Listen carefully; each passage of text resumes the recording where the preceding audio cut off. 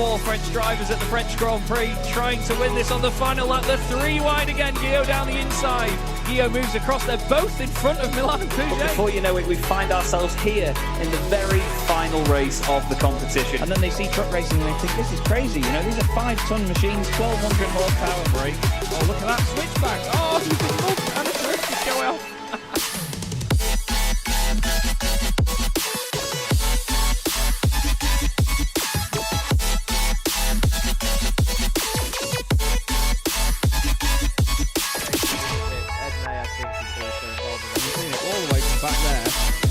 Now, I love it. 10.5 minutes gone. Senna Lanson tries to go for the race lead.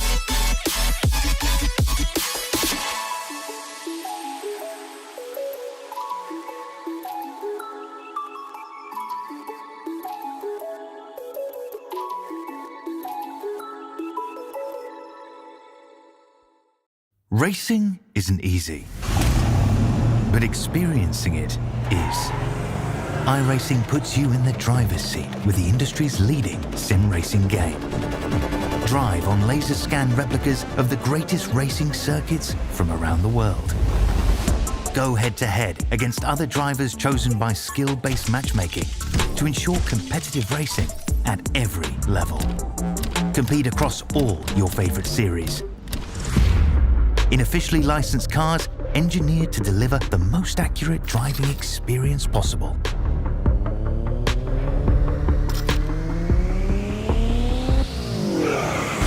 Join a race or host your own with players from across the globe. Race against the computer or in a league with friends. Feel the thrill behind the wheel. Visit iRacing.com.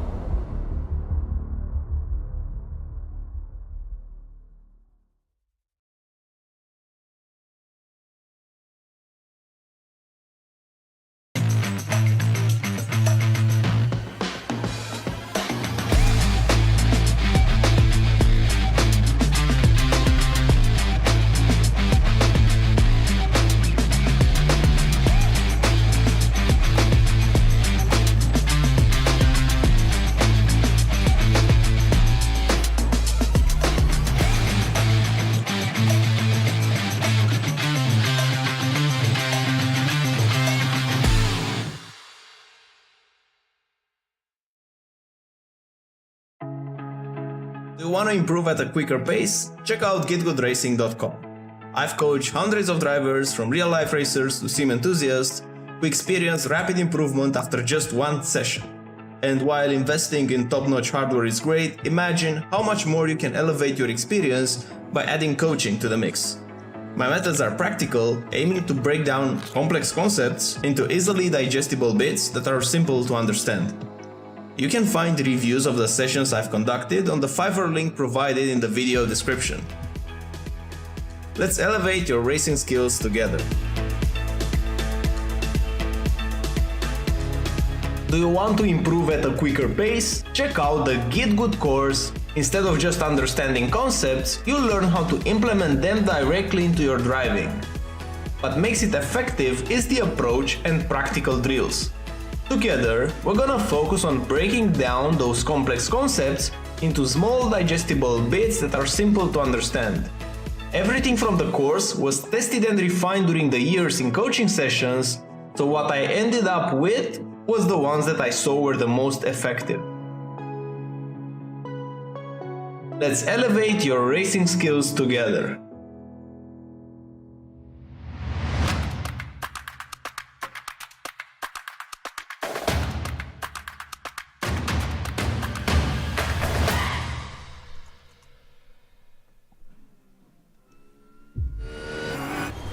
Hello everybody, welcome to Chaz Draycott Media and welcome to a rather janky start to the broadcast. I'm really sorry about this, but my sim just crashed about a minute ago before we jumped in here, so we've just loaded back in. But welcome to the latest round of the Evolution Sim Racing GT3 Championship here from Misano. This wonderful circuit is one hell of a location for us for this next round of the championship. The next two rounds, in fact, as we're here for rounds 4 and 5. We return to sprint racing once again. It's myself, Chaz Draycott, and the wonderful Ed May in the commentary box. Ed, it only feels like, what, 2-3 days since Fuji? That's because it was. But I'll tell you what, they've got a different mix of conditions here for this one, haven't they? This certainly looks like it could go either way. Yeah, just a couple days away for us at least from the wonderful wet race at Fuji. Like you say, there could be some changing conditions on the horizon. This was, I think, billed as a sort of random weather.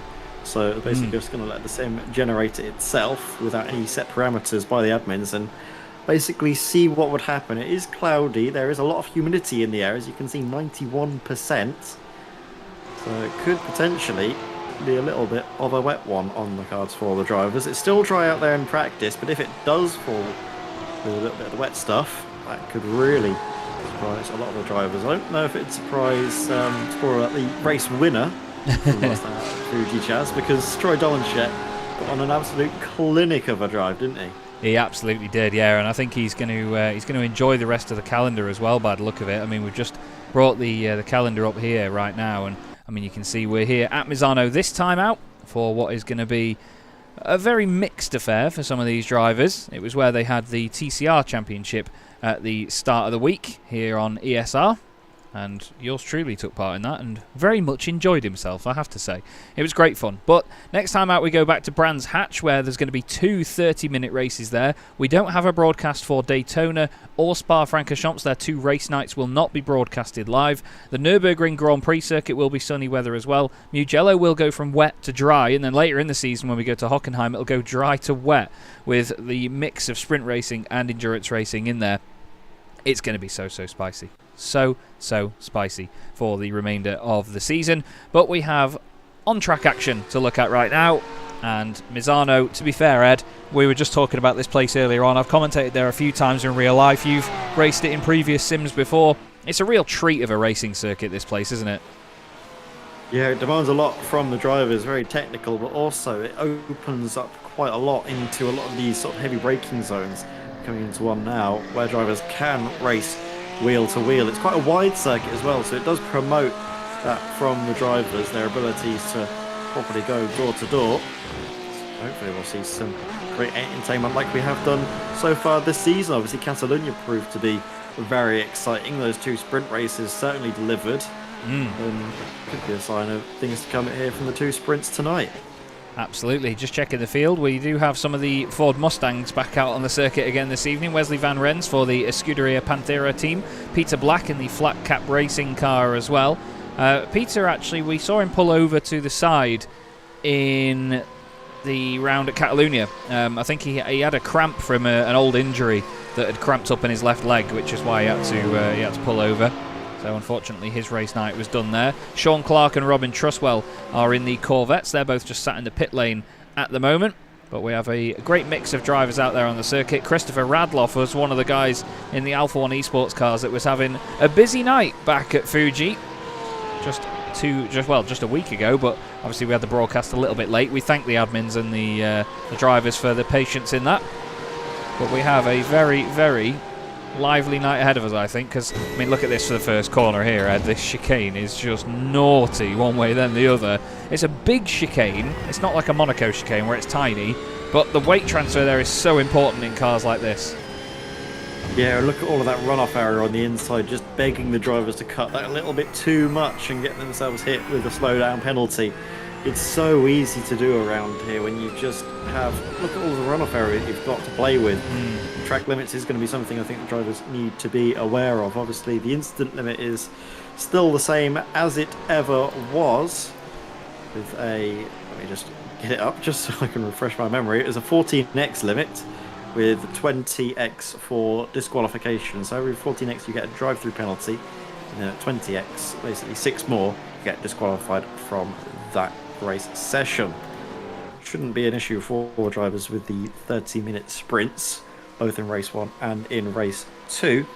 Drivers, of course, they will be looking to get up inside the top 10 for that reverse grid. Yeah, absolutely. We certainly look forward to seeing how they cope with this circuit, because as Simon Price has rightly pointed out in the YouTube chat, there are some sneaky off-tracks here. You can get away with quite a lot in most places, but look at this here. You can get away with so much runoff on the inside of that left-hander there before the final corner, but then at Curva di Misano at the end of the lap, you really can't get away with a lot at all. You have to be so careful on the exit of there that you don't get a slow-down penalty. There's a lot of sausage curbs in this place as well, so the drivers are sort of warned off by those, in fairness, but not by a colossal amount. You'll see a few times over the course of the evening that the drivers end up in trouble over sausage curbs. There's a few big moments on the track where you can get clouted by one of them. But we'll see. We'll see. GT3 cars don't really like bumps and lumps on circuits. The Goodyear FIA European Truck Racing Championship starts their season here as well, which is one of the reasons I've commentated at it so frequently, is we've had 4 years of racing there in recent memory. And it's been a wonderful circuit for the truck racing each and every time. And that's another one where I suppose the runoff is a bit of a blessing for those machines. The first car to hop into the session is this car, Martin Kenyon in the Lamborghini. And it's a long pit lane here as well. The pit lane exit is massive. That's something for the drivers to think about. But as Martin is the first car out there, We're going to ride on board with him for a moment and see what he can make of this circuit. The conditions are going to be a talking point, I think, but no rain yet. No rain yet, but look at it, it certainly appears to be on the horizon, just driving into the overcast skies here at Misano, and Taiwan is certainly going to be key for the drivers. They only get 4 laps to get on the board, and with the track being as cool as it is, it's going to be a tricky job for them to properly work all of that heat into the rubber without trying to scrub off any of that grip. It will take probably a couple of attempts, I think, around the circuit before we see the drivers fully getting up to speed. And then you don't really have a lot of wiggle room after that point. No, absolutely not. And to be fair, some of these cars are really not going to like some of the curved braking zones here at Misano. As we head onto the back straight here, we'll stay on board with the Lamborghini of Martin Kenyon, and you'll see that through the right kinks, you have to start getting onto the brakes. There's 3 of them here, so you've got the first one here. Then you've got the second really heavy one. This is still almost flat out. Then the third of the kinks is where you want to start going down through the gears to set yourself up for this hairpin at the end of the lap. In the TCR cars the other night, that was a nightmare because you were constantly trying to dab the brakes, not let the rear end go around. I think one of the most eye-catching moments of the night was actually by yours truly as well. I had a colossal slide going into there, went flying through shot sideways from I think 4th in the field and dropped down to something like 11th. But it was mighty entertaining. But it's really hard to get it right around here. I love this circuit though. It's so different. I don't know. I can't tell you how, but it just is different. It's just an old school track, and because it's made primarily for bike racing, yet it's so good at accommodating other forms of motorsport like touring cars, GT cars, even trucks. It's just got a bit of everything, Misano. Love it. Absolutely love it. I imagine this is a circuit as well where a lot of the quickest drivers will be trying to play around with the brake bias as much as possible to try and induce some rotation through a lot of these chicanes, just to get it to pitch in and carry the momentum through, and then also we're shifting a bit forwards to get that stability on those braking zones, like you rightly mentioned, where the car is constantly turning while braking, which is something you don't often want to do in a car, but the way this circuit is sort of just the way it has been developed is sort of essentially forced drivers into being in such a difficult situation. Like here, constantly braking while turning. Yeah. You can just shift that brake bias a little bit further forward to get a bit more stability into the car. And I don't mind looking at this beautiful Spirit of Yorkshire liveried machine of Martin Kenyon as he heads down towards the end of the lap. Such a high-speed part of the track as well. Onto the brakes, nice and tidy. Running a little bit wide into there and into the hairpin. A quick moment while we get the first laps on the board to thank the championship sponsors, Kame, Medius, Keenan Eco Energy, GitGud Racing and AB Designs. Right on cue as well, Ashley Brooks has just popped up in the YouTube chat. Hello Ashley, hope you're having a good evening so far, buddy. Yeah, and Stitchbury's in there as well. Francois Brandet will not be out there on the circuit tonight. Marvin's in the chat and all, good to see you, mate. Hope you're doing well. Now let's bring up the time in and show everybody what the laps look like. Martin Kenyon was the first car out there, and Jean Breitenbach is the first of the Porsches. He had a great night actually at Fuji, didn't he, Ed? He was right up there in the pack amongst the RDSA Esports boys, but it's Troy Dolinchek by half a second that has gone to the top of the times here. Donnelly goes fastest, Dina Braga now goes quicker by 0.02 of a second, and Kenyon remains quickest in the Evo class. Yeah, John Breitenbach, like you rightly mentioned, having a great time of things out at Fuji. He managed to get onto the podium in the elite class. I think that was his best result of the season so far, and it is great to see him mixing it up with the other South Africans, be it in the RDSA Esports colours. Jai Tahar up into 4th place. Didn't have the easiest time of things, I think it's fair to say, at Fiji in those changeable conditions. He finished down in 9th place in the elite class, but we saw how good he was at Catalunya in the dry, and this could be a sign of potentially a better night for Gianni, at least for his championship. He'll hope so. Yeah, absolutely. And this is the thing, there are some drivers that, you know, they could pop up from under the radar over the course of the season and really surprise us with performances, because, you know, in previous championships we haven't seen them really right up there at the fore. But if it just takes a certain set of conditions or a certain circuit to really appeal to a driver, you will see them right up there. Ryan Otten's, though, quickest at the moment in the elite class by over 0.4 of a second. It's fantastic, absolutely fantastic stuff by Ryan Otten's. So many Porsches in the field, though, it's still the car to be in. It's very stable, it's very capable. Ashley Brooks and Jan Stitchbury actually discussing that in the YouTube chat right now. as there goes Dolinchek, fastest by just under a tenth. Ryan Ottens decides to throw the car back to the pit lane. Here's Malo Teye, second place at the moment in the Evo category. Joe Shaparo has just gone quickest in the Premier division. Hoyland has gone third in the elite class. Lucchese is fifth. Kostrick just goes fifth in Premier. Sarika Desla goes third in Premier. Constant movement around the order. Another driver that did well at Fuji was Robin Noel Brown. He was leading the race for a while. He's in a different livery tonight by the look of it, the beehive thing. I quite like that, you know, actually. I like the asymmetric... No. What do you call it? Yeah, the asymmetry. The asymmetry, yes. Yeah, I prefer asymmetricalness. That sounds better than asymmetry. But yeah, I like this little beehive machine. The orange on the wheels doesn't match the orange on the car, though, Robin. You need to sort that out.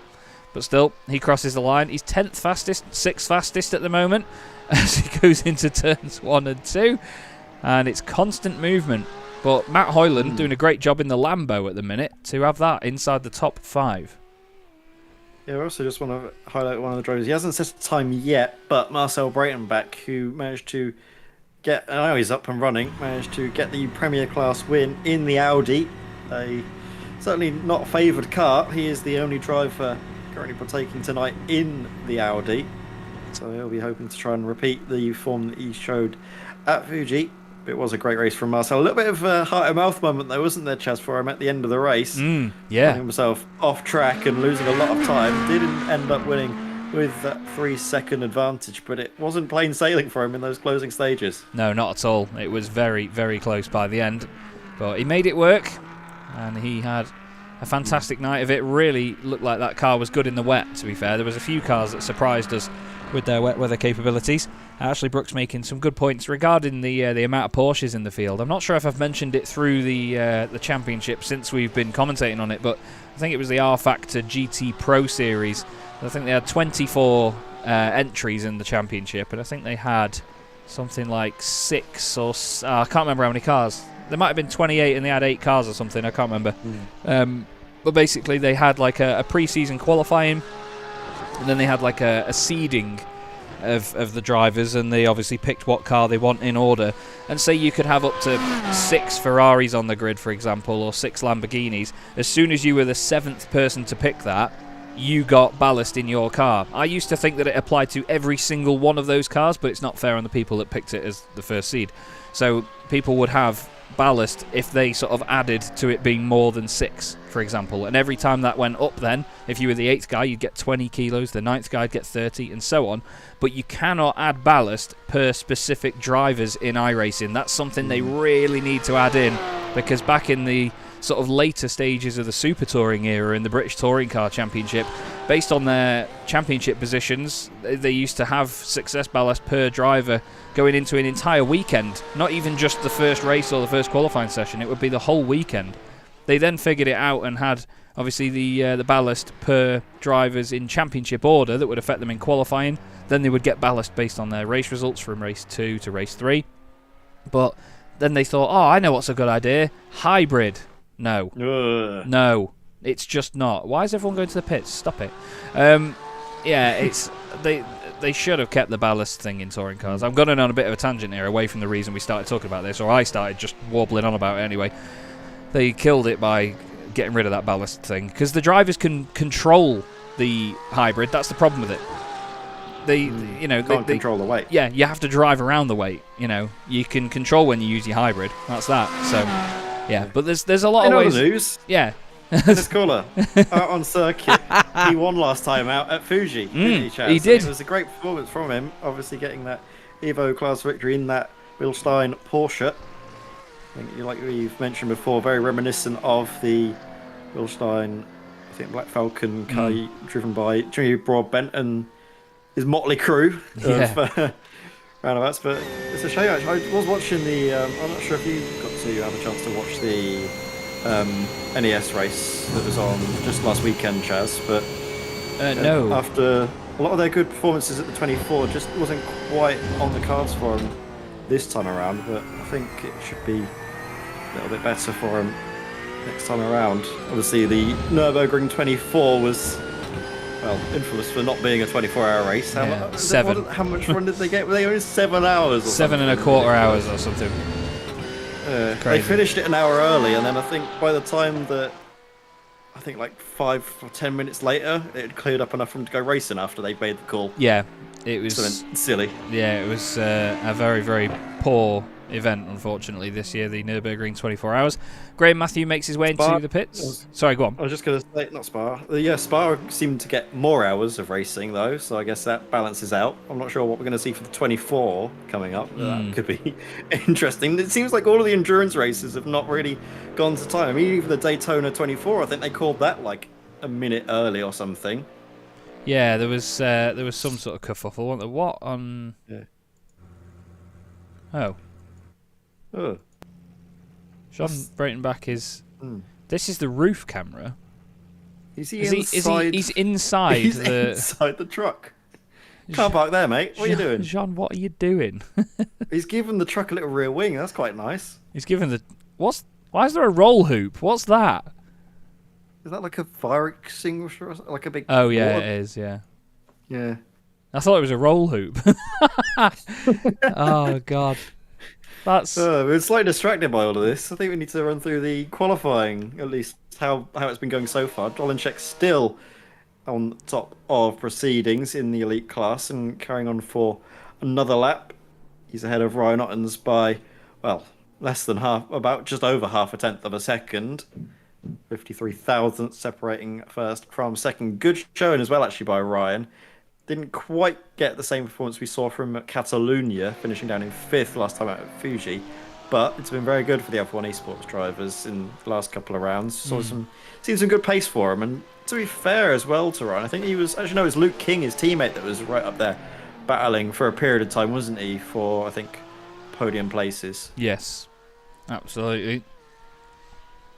My money was on that Portaloo that was parked in front of him. Luke King, as mentioned on our screens right now, making his way towards the end of the lap. Matt Hoyland saying that he identifies as South African after that qualifying. Yes. Yeah, there is quite the South African contingent in this championship, and they have come in and dominated at the moment. They're definitely not in the south part of the border. The order, sorry. Luke King into the pits. But this is worth practicing because it's a very, very quick pit entry. Suddenly you've got to slam on. So we'll watch that again from his point of view. Just watch how quickly you can come in here. I watched one of the truck guys nearly smack an Iveco into that wall actually once. Look at this. It's like racing at Macau, that is. That's fantastic. Wow, Luke King. Chuck it in. Goodness me, I leant back from my monitor then. That was terrifying. Oh, goodness. Troy Dalinchek pushing on another lap, but I don't think he's already done his 4 laps, so he's just cracking on. Now he's got just a bit more free time to just get some more practice in. We see a few of the drivers do this, don't we, Ed? We used to have, was it Jamal Gandor in the Mercedes used to be our prime entertainment, and then he proved to be too much. Simsa cars, wasn't he? Yeah, he proved to be too much entertainment for everybody else, though, unfortunately, did Jamal. And we have a few drivers that do tend to put laps in. Look, he's doing it now, look. Just get very close to the wall. I there. think Just he a hit it. Graze of it. Yeah. A little bit of a kiss. Now, kiss. Having a look as well, actually, at a lot of the other sort of classes. Actually, Martin Kenyon bouncing brilliantly back from through his struggles that he had last time out at Fuji. He currently tops the Evo class. So we saw him out at the start of the session, first driver out, and he's first driver in the Evo class. Brilliant showing for him. Yeah, he's got Malo Teye in second place in class, Dennis Koller in third, James Howarth fourth, and then Niazi Ozkinar is next up. So it's been a great mix of drivers in the Evo class. You never know who's going to be on top when that class gets done. You know, it's absolutely awesome fun to watch them. Thank you, Joe. That scared the absolute life out of me. Cheers. Oh my god. That really scared me. Then Luke Lucchese, let's go to him. He's nice and quiet. But Luke, obviously reigning champion, had a bit of a tough time himself actually at Fuji, didn't he? A little mistake here and there, but still a solid result in the end. Yeah, I mean, there's not much you can do when you've got Troy up ahead, and when he seems just so at home in the wet, you've just got to settle for second place, really, does Luke, and have to hope that maybe with the difference in the sprint races, he can try and upset the balance of things, at least for Troy, but we'll see obviously when they get onto the grid. And Chaz, you've got quite a few cars to run through, so I'll let you get up and away. Right, deep breath everyone. Troy Dolinchek on pole position with Ryan Ottens alongside him on the front row. Then it's Luke Lucchese and Matt Hoyland on row 2. Gianni Terhar lines up alongside Tristan Dinabrega on row 3. John Breitenbach and Joe Glass are 7th and 8th. We have Luke King in 9th position, Christopher Radloff rounding out the top 10. Then it's Joe Shapara and Stephen Donnelly on row 6. Martin Kenyon, the lead Evo car, is 13th ahead of Robin Aston. Hussein Saraka Desler then joins Russell Jakes on row 8. Malo TA and Dennis Collar, two AM drivers, or Evo drivers as they should be known, on the 9th row of the grid. Atti Nagel and Marcel Breitenbach complete the top 20. We then have Jack Wyborn and Scott Kostrick side by side on row 11, ahead of James Robinson in 23rd and James Howarth in 24th. Matthew Jones is 25th with Wesley Van Rens in that Mustang alongside him. Rob Mackay is next up with Niazi Ozkinar, the Turkish driver, in 28th. Owen Seward is 29th with Robin Noel Brown completing the top 30. Following them is Graham Matthew and Danny Weir, with Alex Boniface and Sean Clark on the 17th row of the grid. Peter Black, he's back in black for the 35th spot on the grid, ahead of Bruno Hi-Ho Silver Away in 36th. And in a bit of a passive-aggressive way, the grid only scrolls one more position to Robin Truswell, who will start up from the 37th and final spot of our grid here at Misano. It looks to me like we're going to get a full pace lap here. So it's going to be about 45 minutes till the start of the race. It's a long lap here at Misano, actually. But Troy Dolinchek, with all those chickens, I mean Porsches, behind him, he's got not really a lot of pressure on him, let's face it, Ed. I mean, we can say all we want about, you know, he's got to think about how many drivers there are there all wanting to overtake him and so on. He's so fast that he's just so unfazed as well. Over 7,000 I rating. It's silly to bet against him, isn't it?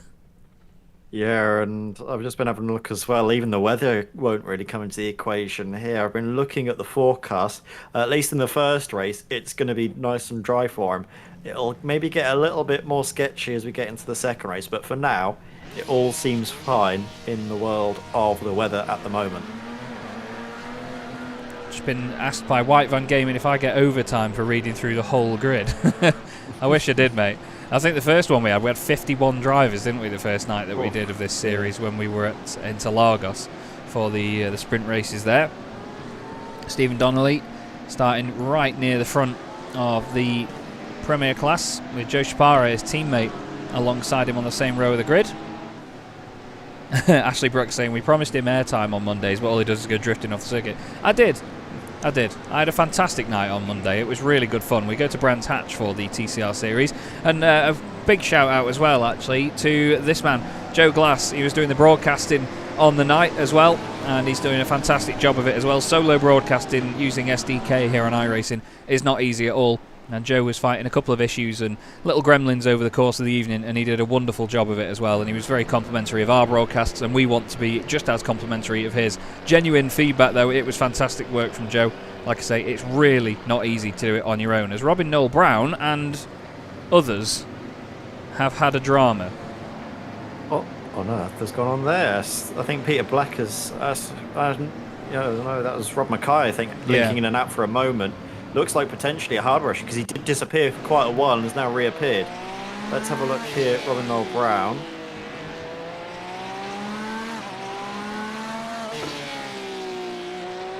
Yeah, that's hardware issue. Yeah, that's a wheel disconnect if I've ever seen one.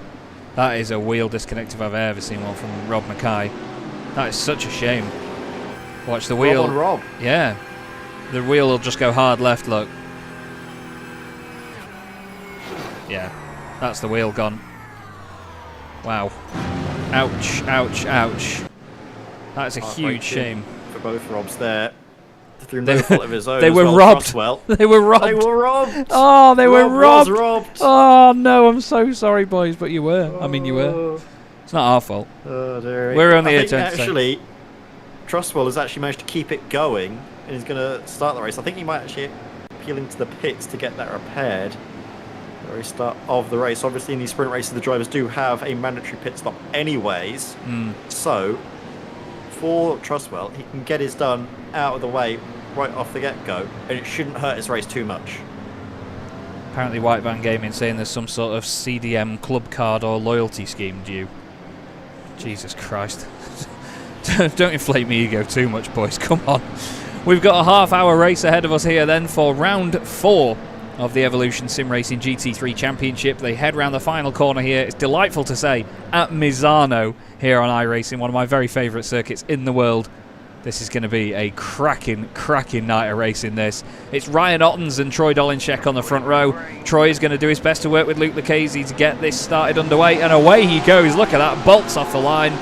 It's down to him when to do it, and he's done it well. The Lamborghini in the middle of Matt Hoyland holds station. They all remain side by side around the first couple of corners for the first time. Everybody stay nice and tidy, trying to avoid contact in the opening moments. Wesley Van Rens in the Mustang is going to be working harder than everyone else to avoid it. It's like driving a skyscraper on its side through a small town.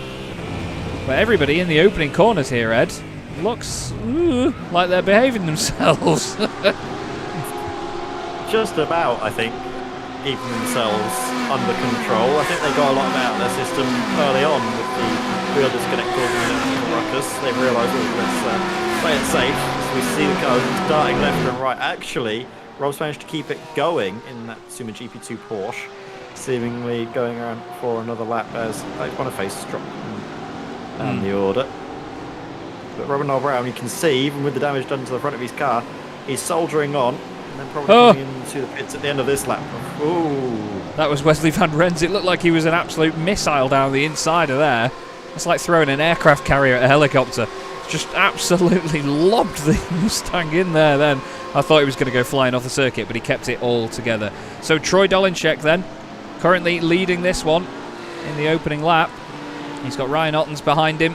Following him, Luke Lucchese. Matt Hoyland, the first non-Porsche in the field, but then he's followed by 9 of them until we get to Hussein Sarakadesla. Oh, slow down for Gianni Terha. We're going to see a lot of these tonight though, aren't we, Ed? We are going to have a lot of slowdowns. Yeah, there will be a lot of drivers in there, especially more painful on the opening lap of the race, opening couple of laps, because there's no delta time. The leaders haven't really set a representative time for you to be measured against, and then basically iRacing deems, right, leaders have done this quickest time, you've got to basically give up this amount to be sort of punished fairly enough for cutting the corner. Because it's on the opening lap, it doesn't have representative delta, so it punishes you so severely, and you lose a lot of positions just having to slow down. Yeah, it's nightmare fuel to say the least.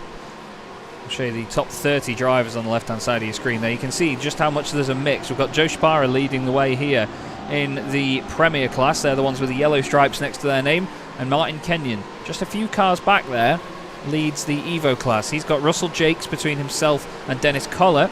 Dennis won last time out, as Ed rightly pointed out, at Fuji. And right now, with that little buffer in between, he won't be too upset. Why does the Ferrari glow? Jack Wyborn's Ferrari is the brightest car. Jack? I think he's got the endurance lights on at the moment as well. Yeah. The just day glow paint job. You can see it as well actually on the Lamborghini of Martin Kenyon. He's also, I think, got the endurance lights on there, yeah. as you can see. I just mean the yellow is brighter. Bright. Like the body is just a lot brighter than every car around it. I don't know whether he's got some sort of, whether he's got a really shiny spec map on, but maybe. It's just like it's in daylight and nobody else is. It's really weird. I know that you can go for a very unrealistic spec map where it looks like a chalkboard. Some people tend to do that rather than going for a realistic matte black effect, for example. But yeah, it's really strange. But Jack Wyborn's car lit up as if nobody else's cars are. Look a little bit further back. We've got the gorgeous ORA Motorsports Porsche of Owen Seward. I love the look of this thing. Was that? Who was that going around? I think Bruno Silva got in a tangle with Danny Weir. I think it was just Bruno looking up the inside, Danny Weir closing the door onto him and probably coming across the nose just a touch. Didn't quite see the full incident there as Wesley Van Rens Koller involved. As Dennis Koller, after chasing down Martin Kenyon, has a moment of his own. Yeah, he's had a bit of a drama there. Looks like he's hit the wall pretty hard as well with that front left. We'll have to try and catch up as to what happened here. Has he had contact from anybody? Is it just going to be on the weight transfer? Is he just going to hit that curb? Or is it going to be on the exit? Oh, that was a strange one. Like mid-corner. No way. He got so unlucky with these barriers here. Let's have a look. Is it gone yet? Oh, it's already gone there. It's gone as soon as he hits that curb, but look. Oh, that's so unlucky.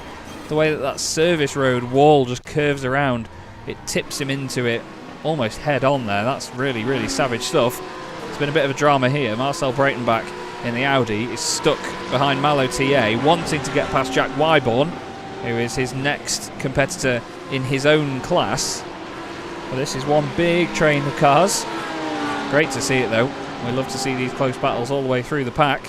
But even at the front it's close as well, because Troy Dolinczek is still only 0.6 of a second ahead of an inspired Ryan Ottens. Yeah, very impressive by Ryan, keeping up with Troy Dolinczek.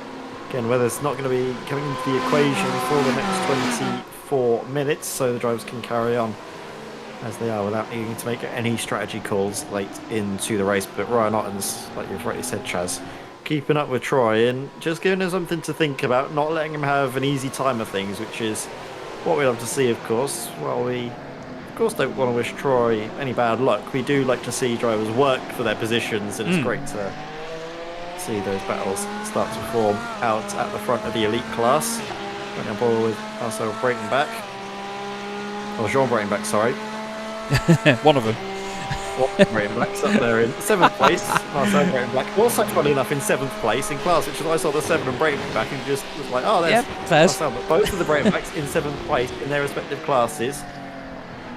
Should have really figured it out by the sound of the engine, really, not the wonderful sound of the Audi R8. We've got a bit of a dull moan from the Ferrari. Have we? Not quite as impressive, is it, really, Ferrari? Well, it's a Porsche. Oh my word, what's going on? I was going to say, you all right? Have you got your sound out the right thing yet? Oh, I don't know what's going on. I've got horrible headphones. I've not got your lovely Audio Technicas, Chaz. I've just got bargain basement earbuds. The speakers in these Audio Technicas are not great. It's the microphone that's the only thing that you're basically buying a microphone with some really awful speakers attached to it. I wouldn't worry about that. Bargain basement earbuds, mate. Oh, mate. Yeah, I know. It's not fun. It's only for the ventilation, because if you get a full headset on when it cups your ears, you get horrible sweaty ears, and I don't like that, so I've gone for the earbuds. Oh, I like it. You like your ears? Oh, yeah, I love the smell of it after a broadcast. I sniff the headset and everything. Give it a lick. Some people have just unsubscribed from Chaz Draycott Media before I've even finished that sentence. Joe Glass is here in the battle with Jean Breitenbach and Gianni Terhar trying to chase him down. Gianni had that slowdown earlier on in the race. He was running in 4th position before that happened, so he wants to try now and make up for it. He would be forgiven if thinking it was a Porsche Cup, to be fair. But now Gianni pushing on to try and get these guys. Look at the speed of this part of the circuit. It's immense down here. The bikes and the trucks use a little cut in to the right hand side there just to make sure they're not going too fast down here, as Rob Mackay, I'm afraid to say, has had an issue somewhere out there on the circuit. He's had a spin, and it's his second drama of the night. And it looks like he's just done it on his own, just on that curb. On the downshift. Yeah, it's a really low, lazy spin, that is. Easy to do.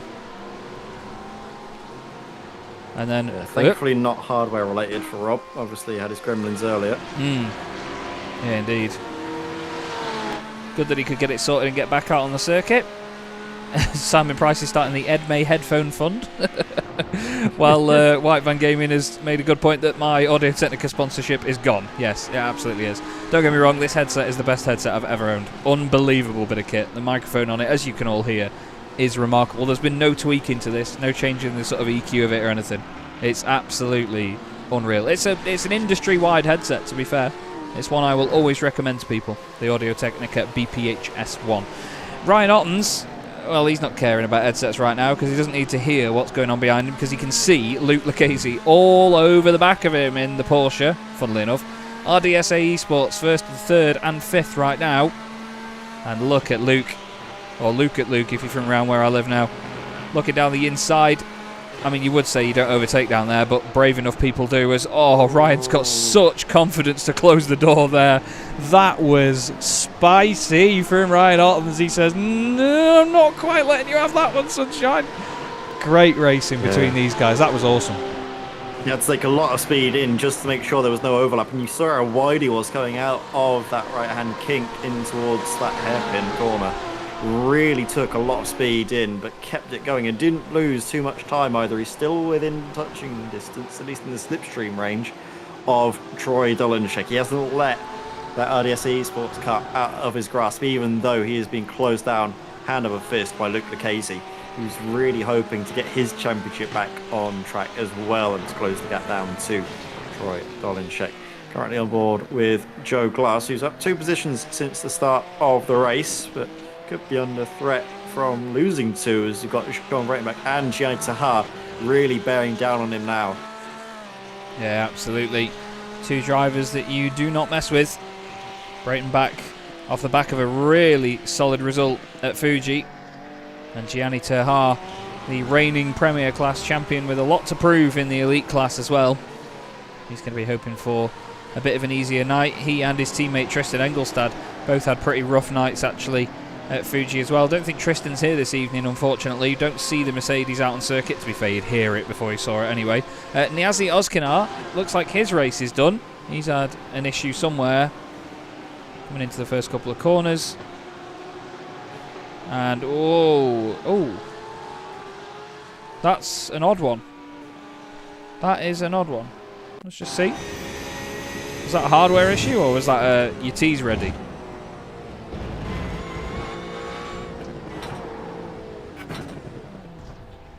No, he's pulled that over, and he's jumped out the sim. So whatever that is, we hope obviously all is well with Niazi. It's a shame to lose him from the race because he's been one of the most exciting drivers this season. A great addition to the series.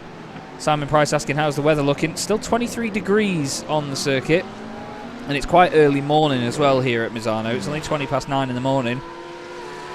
As you can see, the pressure is pressuring, but it's 89% humidity. Oh, well, there's pressure there for Graham Matthew. He has a spin out the final corner, kisses the barrier. He knows there's no cars around him, so he's got time to rejoin. But that Lamborghini, I mean, it's got a short enough nose anyway as that Bull, but now it really has seen red. Big dent to the front bumper of Graham Matthews' Lamborghini. Just going to get an onboard shot of it now, coming in towards the final corner. It's easily done, just taking a little bit too much speed in, then unsettled over the curb, pitches around into a spin. Such a pig. Quite a heavy impact as well, actually. Surprising that the speed wasn't scrubbed off enough from that slide to sort of lessen the blow a little, but still big impact there.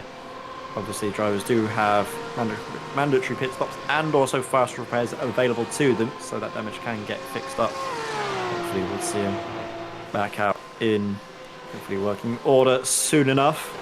And see the 2 JSD cars fighting for the lead in the Premier Class.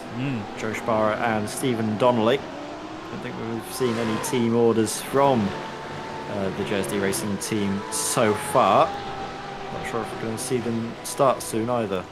No, absolutely not. They're running single file at the moment, chasing one another. Joe Sparrow ahead of Stephen Donnelly. Both doing a great job since the start of the race. They've stayed where they were, actually. They qualified 11th and 12th, and they've been there for the majority. Look how much runoff you can take here at Misano without getting a slap on the wrist for it. It's incredible. But as a driver, you have to learn where those limits are, and these guys have got it down to a T. Lots of practice goes into this. Such a tricky part of the track, this, though. The weight transfer there and not being too eager on the throttle, not over-rotating the car, not letting it run wide either. It's really nightmarish around there. Not a good place at all to get overconfident and get cocky. Into Curva Quercia they go. Hard on the brakes. There's a lot of camber on this corner here on the inside line, so it makes you feel like you've got all the grip in the world. Then suddenly it flattens on the apex and then towards the exit. So you get on the throttle and the car just really strangely washes wide. Then you've got a flat hairpin at the top of the hill as well, just to concertina that. But look at the humidity and the haze in the background there, Ed. It looks like it's absolutely caned it down over there somewhere. Obviously that can be to do with render distance as well, but it's quite a high ceiling of cloud at this moment, isn't it? Yeah, it's looking pretty severe. I'm just seeing the forecast and anticipating about a 15% rain chance in the next 20 minutes. Okay. Well, 50% precipitation. Then that is up to 52 at 10 o'clock, 58 at 10:15. So there's a good chance that at least for the start of the second race, we're going to see a little bit of rain falling down on the drivers. Interesting. And let's not forget as well, iRacing calculates it really well. And when you've got a heat racing system like this, where we have obviously a first race of the night, then a second race, all in one session, it plays it out like a timeline. So even in the sort of quick blink of an eye where it changes from the first race to the second race, it will simulate the fact that it's maybe rained between those two sessions. You can see the hills in the background, they're almost glowing against the almost black sky. But this is what it's like at Misano. It does get muggy and it does rain. It's a really, really hot part of Italy, is Misano. It's on the east coast near a lovely town called Rimini and Misano Adriatico. If you're ever going for a holiday and you want to be near a racing circuit, goodness me, go there. Fly to Bologna and drive down. It's absolutely glorious. But Rimini is beautiful. Adriatico is beautiful as well. And you've got a racetrack on your doorstep. It is brilliant. The weather is amazing. I can't recommend this place enough. Ryan Ottens, though, he is doing a sterling job right now of holding on to second place. And the thing is, while he's doing this as well, with Luke Lucchese right behind him, he's not really losing Troy Dolinczek either. Troy's only 1.4 seconds clear at the moment. Yeah, so at the moment, Troy's actually come into bits, and so has Ryan Ottens, which leaves Luke Lucchese now in clear track. As if on cue, as we focus on the drivers, we see a flurry of activity as they all now dive into the pits. So many of the drivers following the leader, quite literally following the leader, into the pits as Troy Dolinczek seemingly causes a huge cascade of activity in the pits. I wonder if Luke's actually been able to save some fuel by being in behind the pair of Troy Dolinczek and Ryan Ottens, and maybe that's helped him out to go an extra lap and then maybe take on a little bit less fuel for the rest of the race. So it'll be interesting to see now, with clear track, without having to worry about Ryan Ottens, what Luke is able to do. Yeah, absolutely.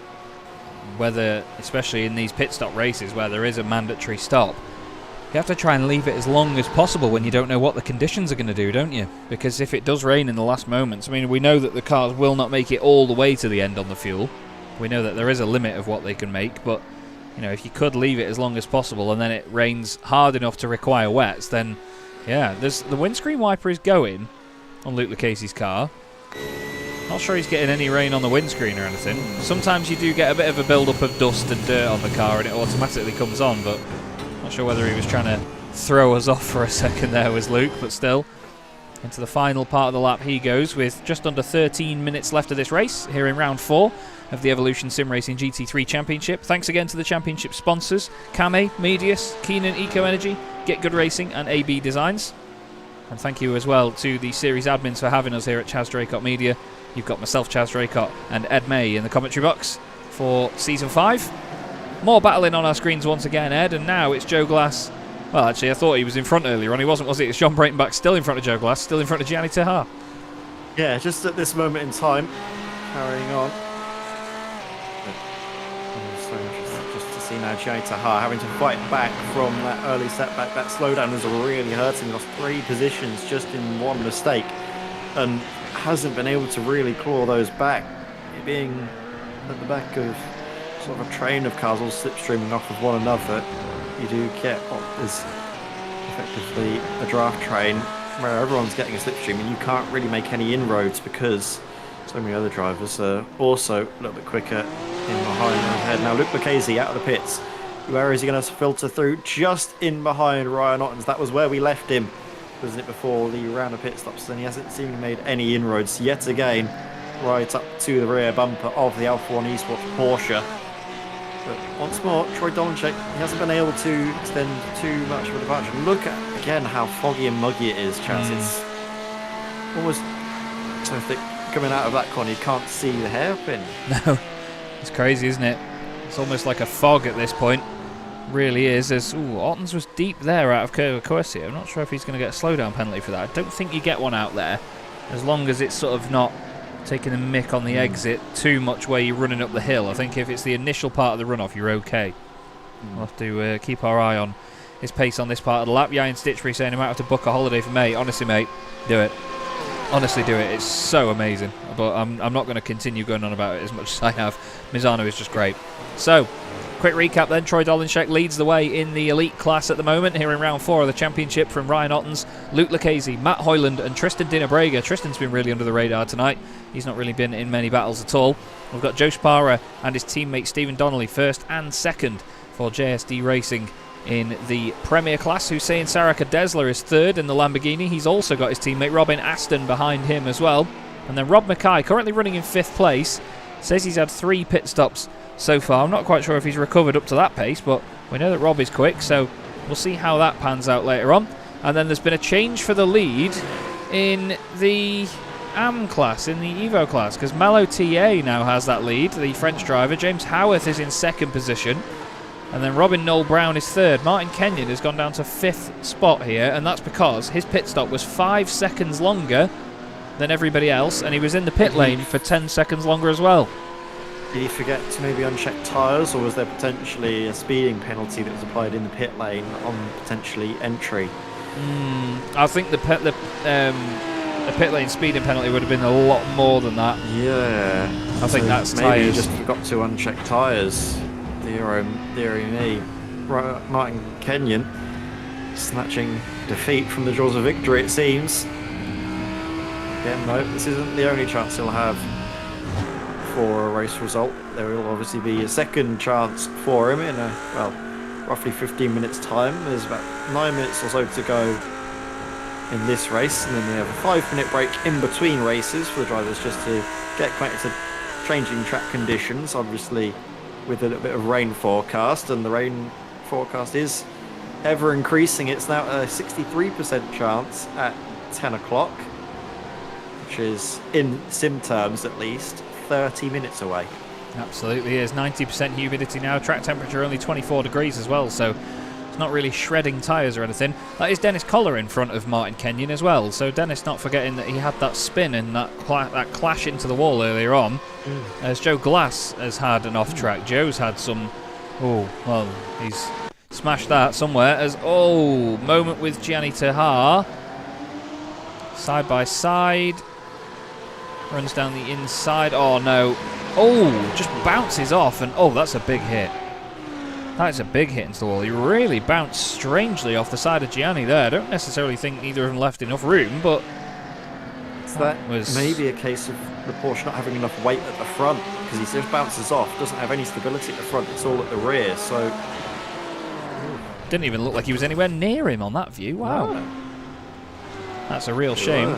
As Radloff is now having a go at Gianni Tehar. Radloff down the inside. Or is that Tehar having a go at Radloff? Because he was a bit further back. That's Radloff going ahead of Tehar. Yes, it is. Yeah, because the two Alpha 1 Esports cars were together all along. Luke King and Christopher Radloff. Great little cutback that is. Oh, side by side down the hill. I say down the hill. It's not really much of a hill, but it is one. The two of them right together. And look at this from Luke King's point of view. This is the fantastic view of the fight. You can see some of the sunshine breaking through, which is lovely. The drivers will take that with a pinch of salt, though, with the cloud cover that surrounds it. But Radloff goes through up into 7th place in class ahead of Gianni Tehar. Luke King now in 9th place. Battle going on here between Rob Mackay and Jack Wyborn side by side. They've got Ati Nagel just behind them. Ati, a race winner in the class so far this season a few times. As Rob just tries to squeeze through there. Room for a Smurf, he says. Oh, Wyborn really committed through there. Great stuff from him. There's been a drama there. That's Matthew Jones backwards. What has caused this? Looks like just over rotation, maybe a little bit too much pace taken into the corner over rotation. It's going to bounce off. He's going to bounce off Ati. And then gets a helping hand from the Audi of Marcel Breitenbach. Nothing Marcel could really do about it. No. That's a big shame. And we've seen a lot more of that recently, haven't we? With iRacing's new damage model, with the car behind bouncing off in a really weird way. I don't like it. Yeah, I think obviously there are a few tweaks to be made to it. Obviously iRacing's collision model, they have improved most of the net code, I think it's fair to say. We aren't seeing cars bounce off each other as much when they're not making contact with one another, but it seems that maybe, I don't know, the side effect of that is that we are seeing those incidents get close to the rear bumper of Ryan. This was Luke Lucchese nearly giving us a live demonstration of what we've just been talking about. a slight side effect of the improvements iRacing have made to netcode contacts, which, to be fair, I think I'd rather take the slight quirkiness about front to rear contacts than I would to say have what we call basically ghost contacts, netcode incidents. Yeah. On iRacing, because to be fair to iRacing, I haven't really seen anything like a severe netcode in a long time, which hopefully I haven't cursed. Yeah, moving away from that, so hopefully we don't draw any more attention to it. Let's draw some attention to Robin Noel Brown after, well, being robbed, shall we say, at the start of the race with that incident between himself and Rob Mackay, with Rob Mackay's steering issues. He's up now onto a podium position. Great stuff there from the Super GT3 Porsche. He'll be buzzing. Having that early pit stop away. He's going to be loving life. Sweet as honey. I was going to say, it's a right honey, that car, isn't it?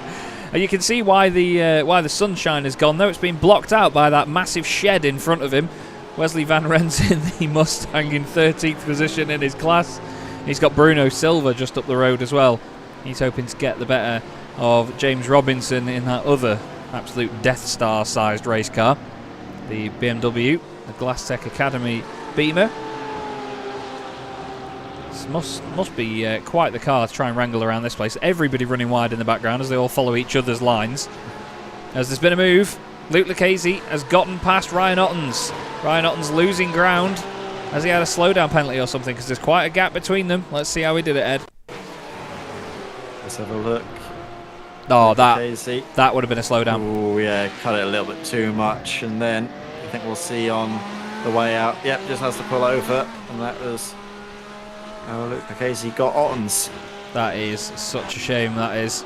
Ryan will be gutted with that. He's held on so well for so long in this race.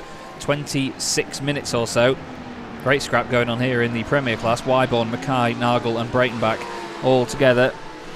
3 different types of car in this. The Ferrari, the 2 Porsches and then the Audi. Love this Audi as well. Great livery on that thing. Fantastic noise. But it shows you, doesn't it? He was clearly a lot more confident in the wet when we were at Fuji. The car seemingly suited those conditions a bit better. We'll have to see what he's like in the second race of the evening.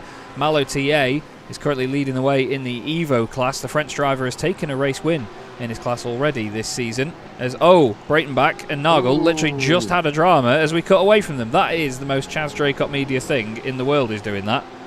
Is we watch a battle for ages, or at least half a lap, and then as soon as we cut away, crash. That's what happens. James Howarth has just had an issue as well. He was currently a bit further up in his class for a moment. He's just had an off track here, because literally at that moment Ashley Brooks was saying he was battling for the class win. He was right behind TA. Is he going to clip this curb? Yes, that's gone. And that, that's a big old hit. Ooh, nasty hit that. I think Gianni Tahar as well has just gained a position from Christopher Radloff, which was a battle we were looking at a little while earlier. Let's have a look at this though with Atti Nagel and then Marcel Breitenbach. Just fancying a little look up on the inside, but I think came from a little bit too far back maybe to give Atti Nagel any time to really react to it, unfortunately. Yeah, it was 6 of one, half a dozen of the other. That Danny Weir involved here. Is he going to do the same and have a... Oh my God. Oh, big impact there as well. Big one. That's where Martin Kenyon lost his place then. Flipping heck. Chill out. Marcel Breitenbach's just had a drama and all now. Another one. Is this damage from earlier? Yeah, that car's crabbing. Ooh, that car is already crabbing. Yep, that left rear was broken, and yeah, that's that. He's jumped to the pit since then as well. I think the rear contact from Atti Nagel before they got going again is what caused that, because he got smacked in the rear as Atti tried to recover the car. So yeah, it's all gone to pot here. Gianni Tahar got Christopher Radloff though, Ed. Let's see this. Hopefully this is clean. Yeah. Looks like it. You can see them side by side again, the Alpha 1 Esports cars all together. Oh. Just look at this all the way around the outside. Oh, that's spicy. And then on the exit as well. Whoa! Whoa, big! Woo! Christopher Radloff! That was... Oh, never mind heart and mouth. That's heart falling out your backside when stuff like that happens. You are clutching the steering wheel for dear life with white knuckles when you go through something like that. I tell you what, the Porsche's rear engine, and I bet Christopher Radloff is right now and all. Jesus. They both ran really wide on the way in, but look at it go. He tightens it up to get away. Oh, God. Even Luke King had a bit of a wiggle in sympathy, I think, hoping that his teammate was going to left-hand down the car next to him. Right, we're on the final lap then. Troy Dolinchek leads this race. Surprise, surprise. He's got Luke Lucchese 3/4 of a second back, then Ryan Ottens. Luke Lucchese actually closed in quite a lot on him there. Yeah. But we need to have a look at this though, because we've got Joe Glass. Looks like the weather's completely different here. But this behind him is the battle for the lead in the Premier class. We've got 2 JSD cars and then 2 Suma GP2 cars going at it in a train. They're not quite going at it. That may be a bit of an over-exaggeration. But we've got 4 cars that, if they play their cards right on this final lap, could win this class. They really could, you know. This is going to be a great little battle just to see. Robin Aston right at the tail end. He's going to have the best view of all of the action if it unfolds. But thankfully for Stephen Donnelly, he has a card to slipstream off of. Joe Glass up ahead is going to be doing him a world of good just to be able to basically give him those extra few kilometres an hour in towards all the braking zones. And he's actually been able to break away a touch from his teammate Joe Sparrow. Maybe the 2 JSD Racing teammates have been able to work together as Rob Mackay's evening just keeps going worse and worse. Just hoping Joe doesn't crack under pressure. Sorry, I had to get that one out before we look back at Troy Dolinchek, because he is about to round the final corner with the joined groans of everybody that hated that joke. Dolinchek wins round 4 of the Evolution Sim Racing GT3 Championship. Luke Lucchese is second, Ryan Ottens is third, and this is the battle for the win, although technically Stephen Donnelly, after overtaking his teammate Joe Sparrow from earlier, let's not forget, is going to be the one to do it by the look of it.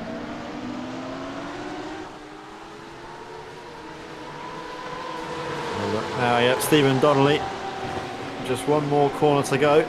Keeps it on the straight and narrow, should come through for the Premier Class victory. And he does. Wonderful stuff for JSD, make it a 1-2 with Joe Sparrow in behind him. And then it's Suma GP2 right there with them. Hussein Sarakardesla ahead of Robin Aston. But what a great race it's been as well for this man, Chaz, in the Evo class. Absolutely. Malo TA. Wrong way around, I'm so sorry, Malo. Takes the win in round 4. Very well done to the Frenchman. Dennis Collar, considering what happened to him earlier, that's a brilliant result, that is. Second place for him, and James Howarth, after that little mistake before that cost him a lot of damage, he still gets a podium result. But once again, we have Troy Dolinchek at the top of the order, and great effort in that one by Ryan Ottens as well. He was a real star there, fighting with Luke Lucchese. They gave us plenty to look at in that race. Dennis Collar, a solid result from him. And I don't think there's anyone else across the line now. Robin Noel Brown returns to the Hive. And that completes the first race of the evening. I can't believe it's gone by that quickly, to be honest with you, Ed. But that is where we're at. Let's have a look at some results, shall we? And see whether we can go through a bit at a time. Just bear with me, everybody, because it doesn't seem to want to show. There we go. This is the elite class. It's Troy Dolinchek that takes the race victory, with Luke Lucchese just 1.5 seconds back. Troy didn't really break away in that race, which was one of the interesting points there. Luke Lucchese second, like I said. Ryan Ottens in third position, completes the podium. Matt Hoyland was in fourth place, with Tristan Dinabrega completing the top 5. Next up was John Brayton back in 6th position, ahead of Gianni Terha in 7th. Christopher Radloff and Luke King, the 2 Alpha 1 Esports cars, in 8th and 9th. Joe Glass completes the top 10, thank you Spotify, with Peter Black unfortunately retiring from the race earlier on. And as we move over to the Premier class, Ed May, take it away, son.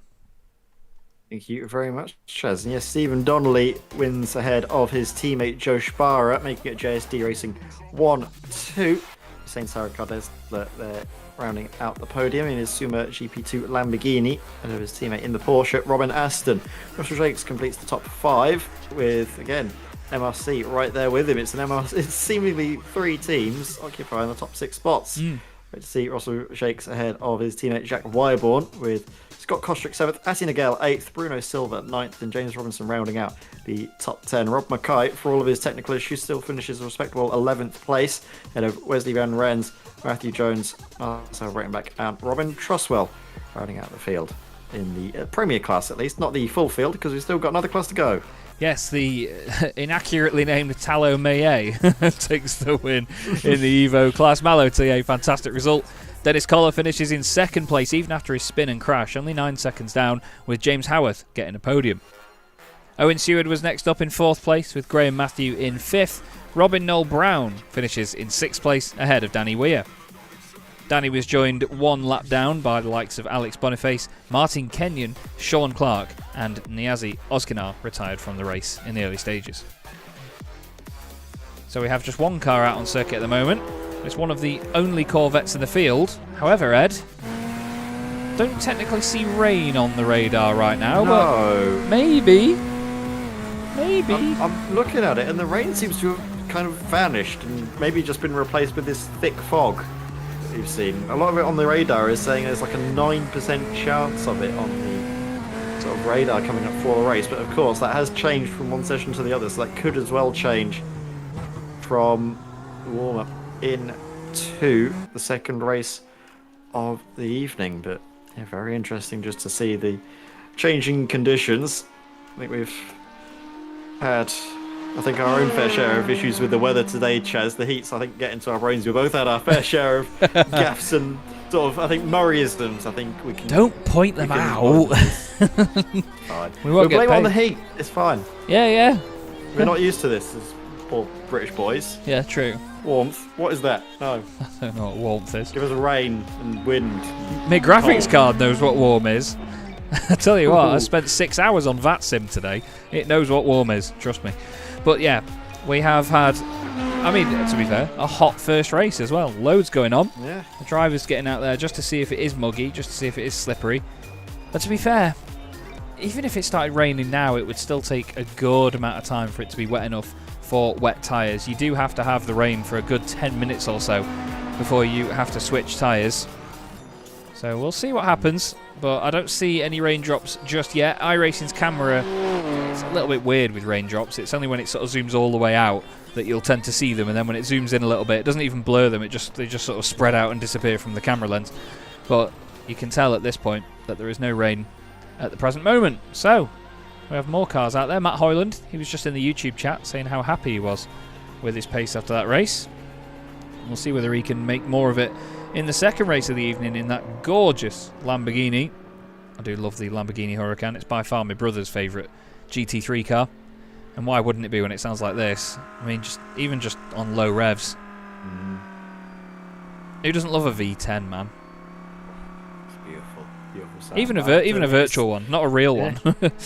I have to admit, my favourite GT3, not quite on iRacing yet, but hopefully in the near future, the newest McLarens. Oof, the 720S. Yes. It is mighty fast. They are tasty. It's ridiculously quick as well, actually. I remember on a set of Corsa Competizione, it's the car to be in. Is the 720S Evo as well. The Evo version looking almost identical to the standard You go one. trackside to hear them as well. It's just the raw sound they make as well. It sounds like it's just going straight from the engine. Yeah, it's a strange way of describing it, but it's a very dry sound, isn't it? It's a very dry noise from the... You feel it when it goes past you in your chest. Yeah, it's I can't think about it. It's not like a soft, rumbly noise. It's a very scrapey, loud, dry growl. Yeah, scratchy, that's it. Yeah, it's a scratchy noise. Right, let's hope no scratchy noises from these lot. Joe Spara starts on pole position with Stephen Donnelly alongside him. That's an interesting front row because teammates. Joe Glass next up with Luke King alongside him on row 2. Then it's Christopher Radloff and Gianni Terhar on the third row. John Breitenbach lines up alongside Tristan Dinobrega with Matt Hoyland in 9th and Ryan Ottens starting from 10th position. He's going to be battling once again with Luke Lucchese and Troy Dolinchek, and the rest of the field will be as they finished in that previous race, but not divided into class, which is an important point to make. They are split into full race order, overall position, so the sim will not spread them out or anything. Peter Black, I believe, will not be taking to the grid here. Neither will Robin Trustwell. Robin's had a few connection issues before, and I think it's finally sort of bitten him to the point of him not making it into this one. Francois Brandet watching along, saying the French domination still going strong. And to be fair, I mean, if we look at the overall positions here, Ed, and bring this up on the left-hand side, look at Malo Thier and where he is compared to the rest of the Evo competitors. He's got 7 Premier cars between himself and Colin. That is really, really impressive. Very impressive indeed. You can see, well, we can just about see the cars making their way on the start of the formation lap. It's Not quite what we call a pea super, but it's getting there. It's getting a little bit thick out there in terms of the fog. Joe Sparrow, Joe Glass. Joe Glass for a moment there was registering as behind Joe Sparrow, but again, it's the two Joes that we saw a lot through last season as well, battling it out, weren't we, for battle of best Joe, or best in Joe. Best in Joe.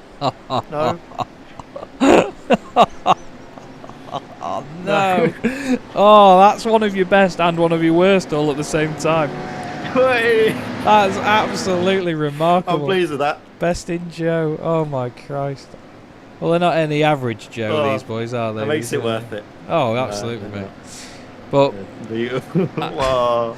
I'm intrigued to see what the two teammates do off the front row, you know, whether they're actually going to try and work together here or whether they might sort of compromise themselves, because you get a lot of pressure on your back when you've got a teammate alongside you on the front row. We did see it actually between Troy Donchik and Luke Lucchese, both trying to get the jump on Ryan Ottens, didn't we? I think it was. Ryan did end up managing to retain second place, but it did seem there was a little bit of communication between the two teammates of when they were going to stamp on the loud pedal and basically get the race underway, because it was obviously down to the leader to set the pace, and you can see a lot of moving around by Joe Sparrow just to work some heat into the tyres, and well, with the track being as cool as it is, the air temperature being as cool as it is as well, certainly needs it. 23 degrees currently out on circuit, 19 degrees ambient air temperature with 98% humidity. Oof. Yeah, you can see it as well. I thought my monitor had just gone funny for a minute, but yeah, that is no longer a bit of sunshine coming through cloud. There is every threat of rain in this race, but it needs to build up first, so we shall see. Joe Sparrow, though, leading the order with everybody filing in behind him. We'll look and see what it's like from where Troy Dolinchek is, because he's got a number of cars in front of him, and they are all tough nuts to crack, these guys. Very, very quick field in this championship. Really high pedigree, and it gets better and better every season. It's lovely to see it. But now, the two JSD Racing teammates will line up alongside one another. Ian Stitchbury, I think it was joking earlier on that Stephen Donnelly's tricolour on the edge of his rear wing end plates was not actually the Irish flag, but the flag of the Ivory Coast. Same colours, different way round. Here we go then, round 5 of the Evolution Sim Racing GT3 Championship here on Chaz Draycott Media is underway, and Joe Sparrow has bolted. It's green, green, yellow, as Luke King tries to get into third position in front of Joe Glass. Tries to go around the outside. There's a move down the inside there by Matt Hoyland in the Lamborghini. That doesn't work for him. He has to back out of that one. Let's see what everybody does a bit further down the order. Is there a check-up on the inside line? Most probably. There usually is down there, to be honest with you. It looked like everyone kept it tidy in the opening laps. As whoa, big send up the inside there by Christopher Radloff. That scared Joe Glass off the circuit. That one did. Whoa. That was good avoidance, if anything, by Joe. He's now down the inside of Gianni Terhar. That's the second time in one night that he's bounced off the inside of Gianni. Everybody spins this way and that way. I mean, that's a bit of extreme avoidance there by Jack Wyborn. He's lobbed the Ferrari off into the scenery, and he's damaged it. The rear wings come off. He's going to have to rejoin now at the back of the pack. But that's the second time that Joe Glass has spun off the back of that. As, oh, look at these boys here. The RDSA cars and Sean Brayton back in there all together. That's Hoyland, who's had a slowdown penalty, I'm sure. But that tiny touch on Joe Glass's Porsche was enough to put him sideways. He was very lucky it didn't get worse, actually. Yeah, Dolinchek and Dino Braga going wheel to wheel. Dolinchek around the outside of his teammate. We're going to follow James Robinson now, who's in the Glass Tech Porsche. You can see by the bright sort of colours on it, at least. Oh, no. There goes Atinagel. That is, wow.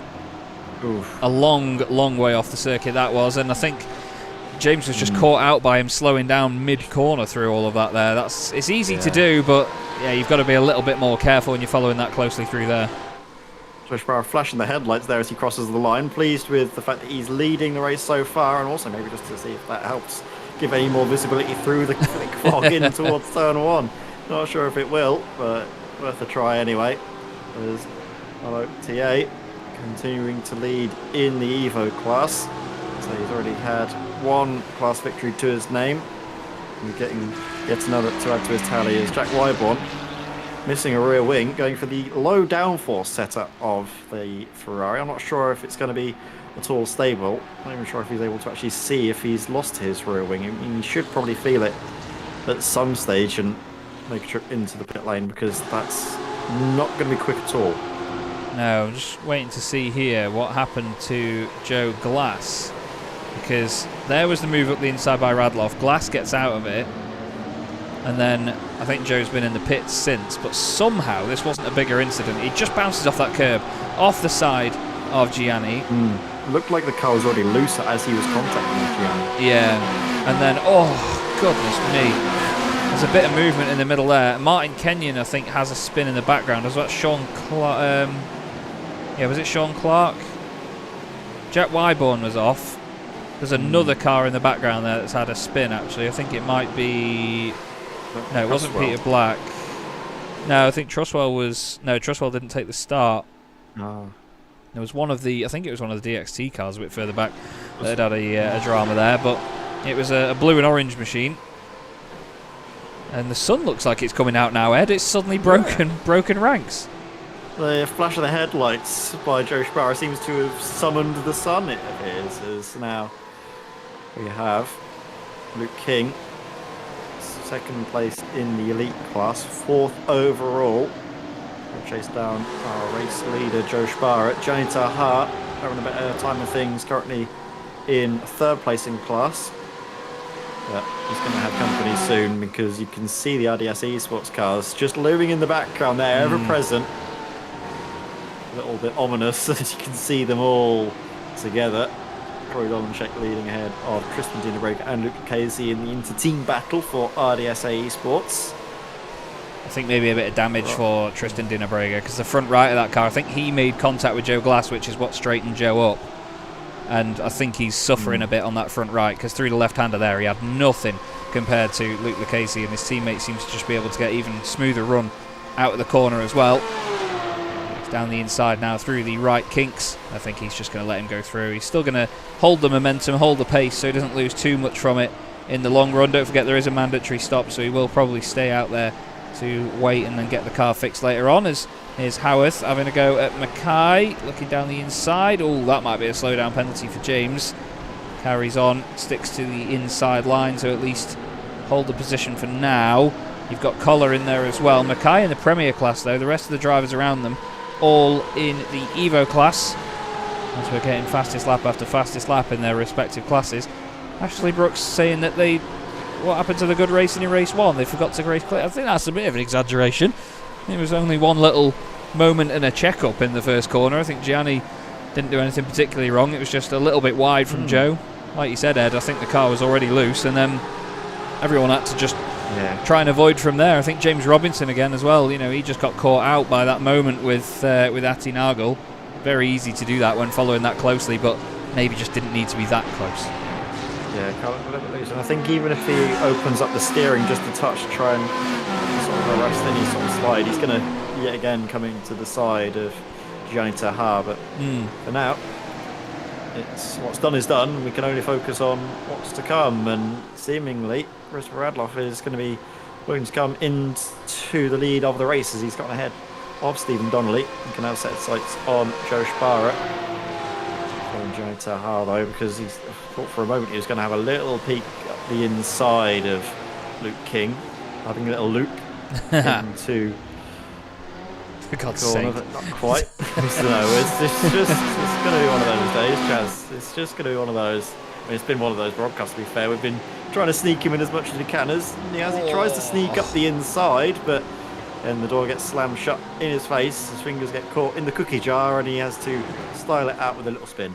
There's been a change for the overall lead as Radloff has now got in front of Joe Sparrow. Stephen Donnelly still in second place. Those guys now, they're going to be hoping to just hold on to their Premier class positions, I think. They're going to maybe not let past these elite drivers, but they're just going to try and hold station, I think, and not mess it up while these guys are around them. Because if we go on board with Luke Lucchese, you can see just how frantic this feels from a driver's perspective here. Luke in 6th position in his class, 8th outright in the race. And these guys all know that they're in their own fight as well in said elite class. And they know that there's Premier Division drivers in the middle as well. You can see, look, a move down the inside by Gianni Terhar, and to be fair, it was almost unnecessarily defended there by Stephen Donnelly, and Luke King has gone through past both of them. He's going to go around the outside. They're nearly 3 wide in the middle there. Goodness me, Donnelly now on the inside line. He's actually having another go at Ryan Ottens, is that? Or is that Luke King? No, Ryan Ottens is the second of them. Luke King is the one in front of Stephen Donnelly, yeah. I kept getting them all mixed up then. Purple wheels on Luke King's car. Still side by side. Donnelly's fighting for this, and I mean, he's well in his right to, but I think at this point it's a case of cutting your losses, because you think about class position over overall position as that's teammate contact. Moving behind as well. Just noticed as well, that was Troy Donchik. He seemed to be bursting at the seams to get ahead of Gianni Terhar, and Gianni got slowed up from all of the chopping and changing ahead of him, and that was basically all the invitation Troy needed to get up now into 6th place overall. As into the pits comes Luke Lucchese. He's got the right idea. He's seeing all this battling and knowing that they're going to be slowing each other down. Best to get out into clearer track, just focus on the laps and see where that leaves you come the time when all the other drivers make their pit stops, and maybe that will cause a bit of a cascade because they don't want to be left vulnerable to that undercut. Yeah, definitely. Christopher Radloff leads this race outright then, and in the elite class, Joe Shapara in 2nd position overall, leading his class as well. It'd be great for him and Stephen if they can get a win apiece in the Premier Division, with Malo TA, James Howarth and Dennis Culler first, second and third, as a big send up the inside by Troy Dolinchek into Curva Quercia. Luke King tries to sort of slot back in behind him and get a cutback. Doesn't work for him, and Dolinchek assertive with that manoeuvre there. We don't often really see that from Troy, do we? It's usually just general pressure from him that tends to get him in front of people, but wow, that was big, as just in front of them right there, Ryan Ottens has just got ahead of Stephen Donnelly as well, but Stephen won't be too worried about that. He's just got to run his race now and not get too phased by what's going on around him. Yeah, it's just about trying to focus on the lap times and really just think about the bigger picture, not just the battles you're into, but look at Troy. Just how does he do that? How up into 4th place? How did he get that stopped he's just like not breaking that? a sweat. Unreal. It was just he got it stopped as if he wasn't on a different line. Gianni Terhar into the pits. Let's just have a look at this from Luke King's perspective. He goes down the inside and gets it stopped as if he was on the racing line anyway. He doesn't lose any time from this. Look, the car's sideways on the way in. He still gets it stopped, and look, he doesn't lose time on the exit of the corner. That's just remarkable. And we run out of superlatives for Troy Dolinchek, and we don't mean to blow too much smoke up his backside, but you have to admire it. You really do, and you know, it's lovely because the other drivers see it as such a great thing as well. You know, they really respect it, and they say, you know, I wish I was that quick. It's just very entertaining. We've got a great pattern here, actually, of JSD Alpha 1 RDSA, JSD Alpha 1 RDSA. It's a mouthful in itself, to be fair. With Christopher Radloff, well, he's off up the road. 1.8 seconds or so to Joe Shapara, who's just had a bit of a poor run out of that hairpin there. And Ryan Ottens can now put him under pressure. It's the difference in the two Porsches at the front end, when one's got mascara on and the other one hasn't. Ryan Ottens now under pressure himself, actually, from Dolinchek, who continues to try and persistently move forward. I think that's Joe Shapara saying, I'm going to stay out of your way. Yes, it is. Great signalling there by Joe. Moves over to the left-hand side, lets the elite drivers go. That's what you need to do. Simple as that. Yeah. If you're crabbing lapped, you need to be so clear with your intentions. Just leave no doubt of any misapprehension, and that is very well done there by Joe. Just obviously seeing there's no sense fighting it. While obviously an overall race victory would be good for him, it's just a matter of needing to focus on his own class, because he doesn't score any more points, does he, for finishing ahead of the elite class drivers. He only has to focus on the cars in his class. James Howarth in the Evo class. We haven't actually seen too much of the Evo class, have we, Chaz? But this is about between himself, the XT car, and James Robinson. Obviously, while the drivers don't score more points for overtaking cars in a higher class, James Robinson in the Premier class, bear that in mind. Still nice to see them battle, isn't it? There's no rule that say that they can't. It's just obviously incentivised by the scoring of the championship to sometimes let other cars pass. But when it comes to a moment like this, James has got a car breathing down him, Dennis Kohler. He needs to get a car between himself and the car behind. It's good for his race to make this move stick, and it looks like he's done just that. Oh, nice. Great move that by James Howarth. Really good stuff. Yeah, he says, I don't care what class you're in, as Ed has rightly pointed out on the commentary. James Robinson is in the Premier class, and Dennis Collar was right up behind James Howarth, but Dennis has taken advantage of that moment as well. He's now back down the inside through Curva Coercia, and he goes past the BMW as well. So James losing a place or two there, and having been in the position last week, or well, even just on Monday, of losing positions to cars in the lower class. I did a lot of that on Monday night, and I didn't mind. As Hussein Saraka Desler has just lost a place to Russell Jakes. I think he might have had a slowdown penalty or something, because he didn't have a spin, didn't have a crash, but lost a bucket load of time. Scott Kostrick is now closing in on him in the KM Racing Porsche. Very abstract livery on that thing. But the race continues at the front with Christopher Radloff ahead of Ryan Ottens and Troy Dolinchek. The two of them battling for second position, while Luke Lucchese is the highest placed driver of anybody that's pitted ahead of Jean Breitenbach and Matt Hoyland. See drivers all out there at the moment, just trying to make the most of where they find themselves. But I do wonder, obviously, with Troy Dolinchek being stuck in this much traffic, where he will come out in relation to his teammates that, like you say, are currently the highest position drivers who have pitted so far. Crazy now. Ryan Ottens, Christopher Radloff, they've got clear track ahead of them. They're not really battling with anyone, so for the moment it seems that Troy Dolinchek isn't getting held up too much right now. Could still find himself in a good position for back-to-back race victories here at Misano. But looking at Luke Lucchese, he was about 3 seconds off anybody earlier on when there was a bit of traffic in front of him. Now he's 5 seconds behind Breitenbach, and also 3.5 seconds ahead of Breitenbach at the same time, as there's a Ferrari off the road there. That's Jack Wyborn. It's the second time he's been off in that part of the circuit tonight, and that Ferrari is more than damaged. It's barely got a right-hand side to it. But Luke Lucchese, he's looking good at the minute. I mean, we're not at the halfway point of the race yet, so things could definitely change. Looking at the weather, it's 26 degrees on the circuit, so it's actually a hotter track temperature than what we had before. But I think up as well from the start of the race. I think it was 23 at the start. That little bit of sun that we had earlier on seemed to really spark some heat into the circuit. Absolutely has, as there's been a move as Sean Clark, I think, just pulling over out of the way of Scott Kostrick. Sean in the Evo class, Scott in the Premier class. He makes his way back through. We'll see what happens to Jack Wyborn there, because unfortunately he came in earlier to fix the car, and he's had a separate drama into the barrier. It's easy to lose the back end of the car through here on the weight transfer, and if you hit that curb, oh, it's already gone. And oh, what on earth? Whoa, no. It just seemed to drag itself to the right. That was really strange. Ferrari really doesn't like that corner, it seems. It just doesn't like any corners, it's awful. No, really, to be honest with you. We'll have a look at it just now. It goes on the way in. It goes as he turns into the corner. And the gravel does a good job, but I think he was expecting it to slide left again, but you could see the gravel really bit. In a recent update, iRacing made the gravel a lot more grippy than it used to be, so it actually does slow cars down now. And it's interesting because when you're on the grass like that and you dip just the right rear wheel in, for example, it will really straighten the car up. It's great. They've actually nailed the effect of it.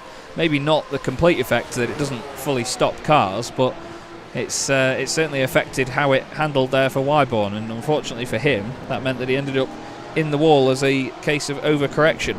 Battle in the Evo class. Danny Weir just in front of James Howarth right now. Both of these guys have pitted, almost identical pit stop times as Christopher Radloff and co.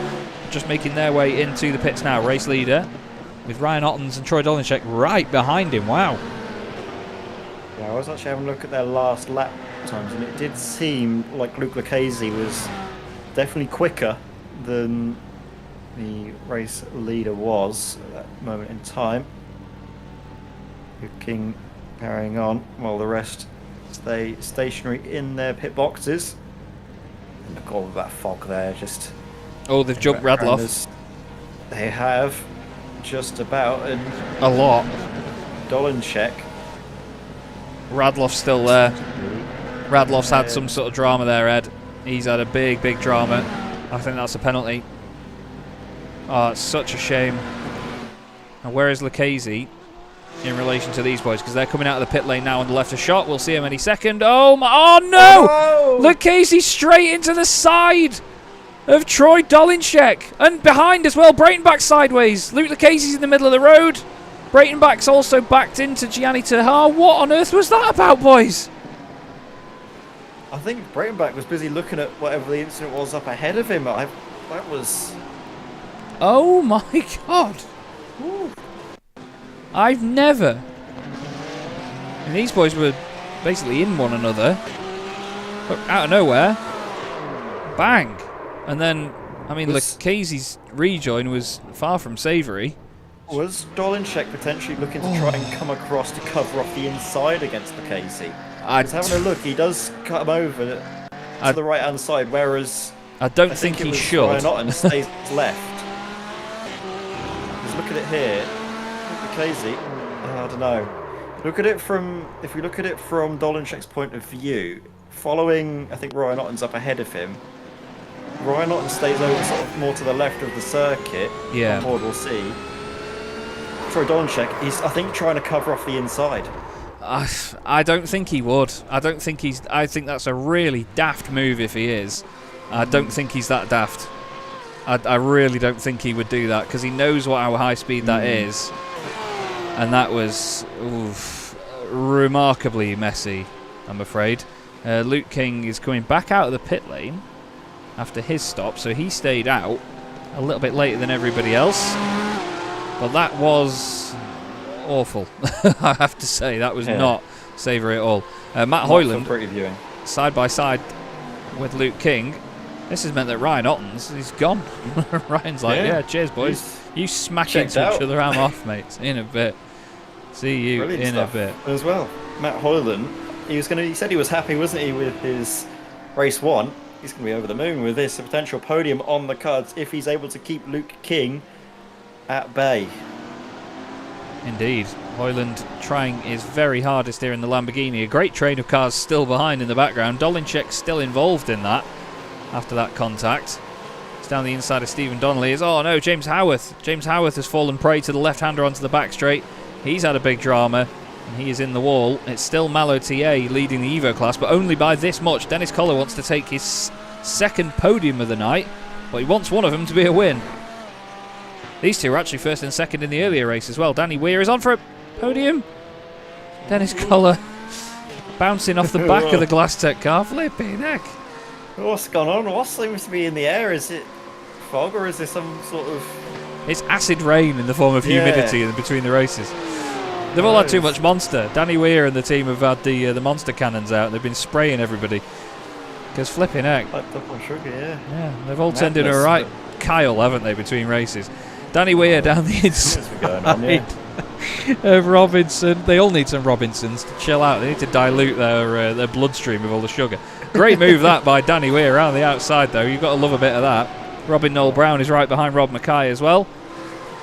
And, well, that was a lively bit of madness for a moment or two, and the race continues. It's Ryan Otton's leading the way in the elite class, Tristan Dinobrega in second, Matt Hoyland in third. In the Premier class, it's just about Joe Sparrow holding on there in the Porsche ahead of his teammate Stephen Donnelly. Robin Aston in third place. He's going well in the Suma GP2 Porsche. He's got a bit of no man's land around him. And then, as we just looked at a minute ago, we have Malo TA next up. Dennis Koller third. Dennis Koller second. Danny Weir third in their own classes. Ooh, that was wide by Malo. Move for second place is on here, actually. Matt Hoyland, he's not only just holding on in front of Luke King, he's having a go at Tristan Dinobrega. Howe's got a problem as well. He's slow and losing several positions all at once. Keep it looking, though, at Dinobrega, who's feeling the pressure from Matt Hoyland. Though I think just realising that it's not necessarily all about the way through. It's about trying to set up the corner, the moves in advance, but also being aware of the fact that if he makes a move and it doesn't work, then Luke King is going to be right there to try and take advantage. Tristan's got damage, Ed. He's battling everywhere. Tristan's got damage. Yeah, this car is not behaving itself. He has damage to this somewhere because he got clipped by Luke Lucchese during that incident. Luke Lucchese hit the right rear of him as he absolutely shattered through the gap. He got clipped in the right rear. I think that car is walking wounded. It's not enough to give it a meatball flag to bring him in, but it is not behaving itself. He's a second off the leader. Yeah. A second slower than Ryan Otton's on that last lap. Some of that might have been down to taking more defensive lines as well, but like you already mentioned, that car is not looking very healthy. Plenty of battling everywhere we look as well, Chaz. There's moments everywhere. I think there's been some great battling in behind Hussein Sarakar-Desla. We'll I get... think Russell Jake got ahead of Scott Kostrick, but there's so much to keep track of, and I don't know if we'll get time because everywhere we look there's battles and moments. Matt Hoyland, again, just having to, I think, bide his time just a touch in behind Tristan Dinabrega and Luke King. It's just difficult for Luke because he can't really make any moves for fear of losing ground. Then all of a sudden, Luke Lucchese's up there with him. I'm so sorry for a second. We were stuck on that camera for a moment there because I've just had a moth the size of a microlight crash into my face.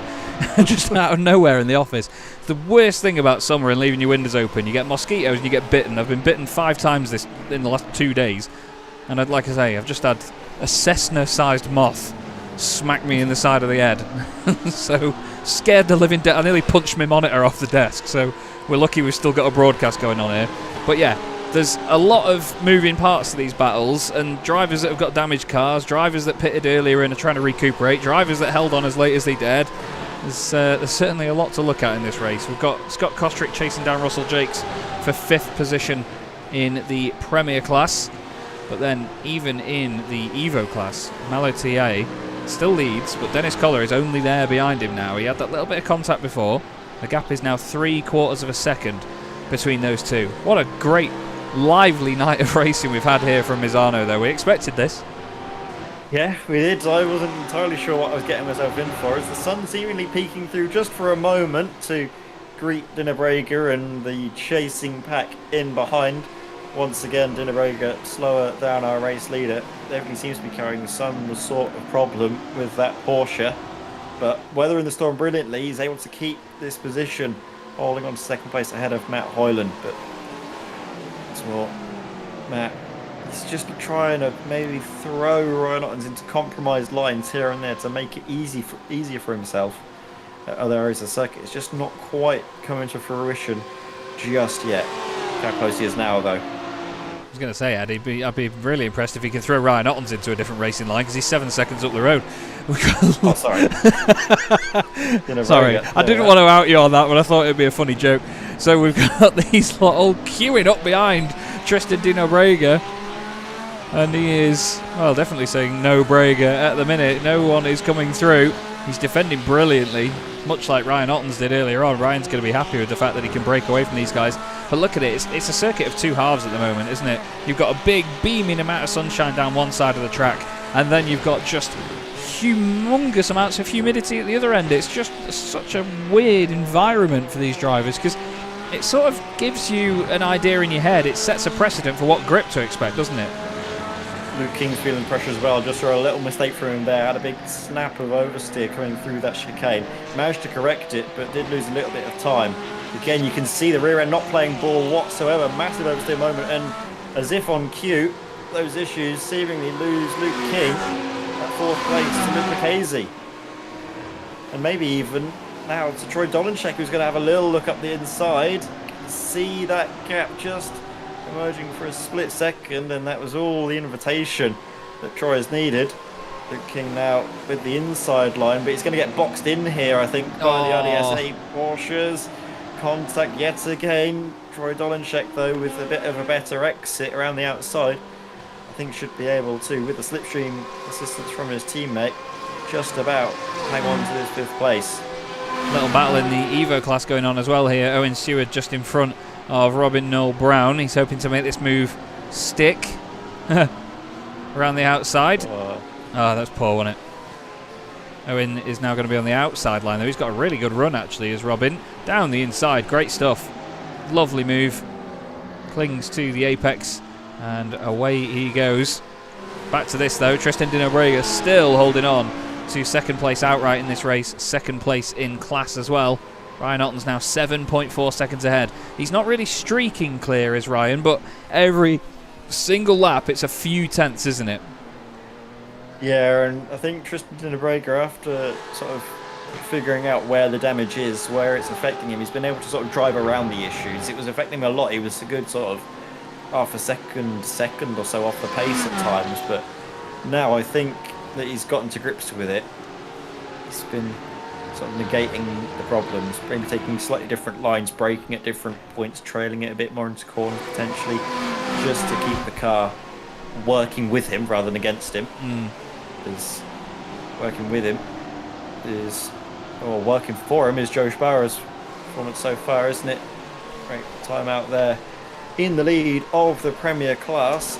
Doesn't seem to be any threat necessarily from Stephen Donnelly in behind. Does have to worry, of course, about Giant Sahar. He can afford to let the quad dash Porsche past and not lose any points, but then he would lose that little bit of a buffer to his teammate. But once more, it could be a JSD 1-2.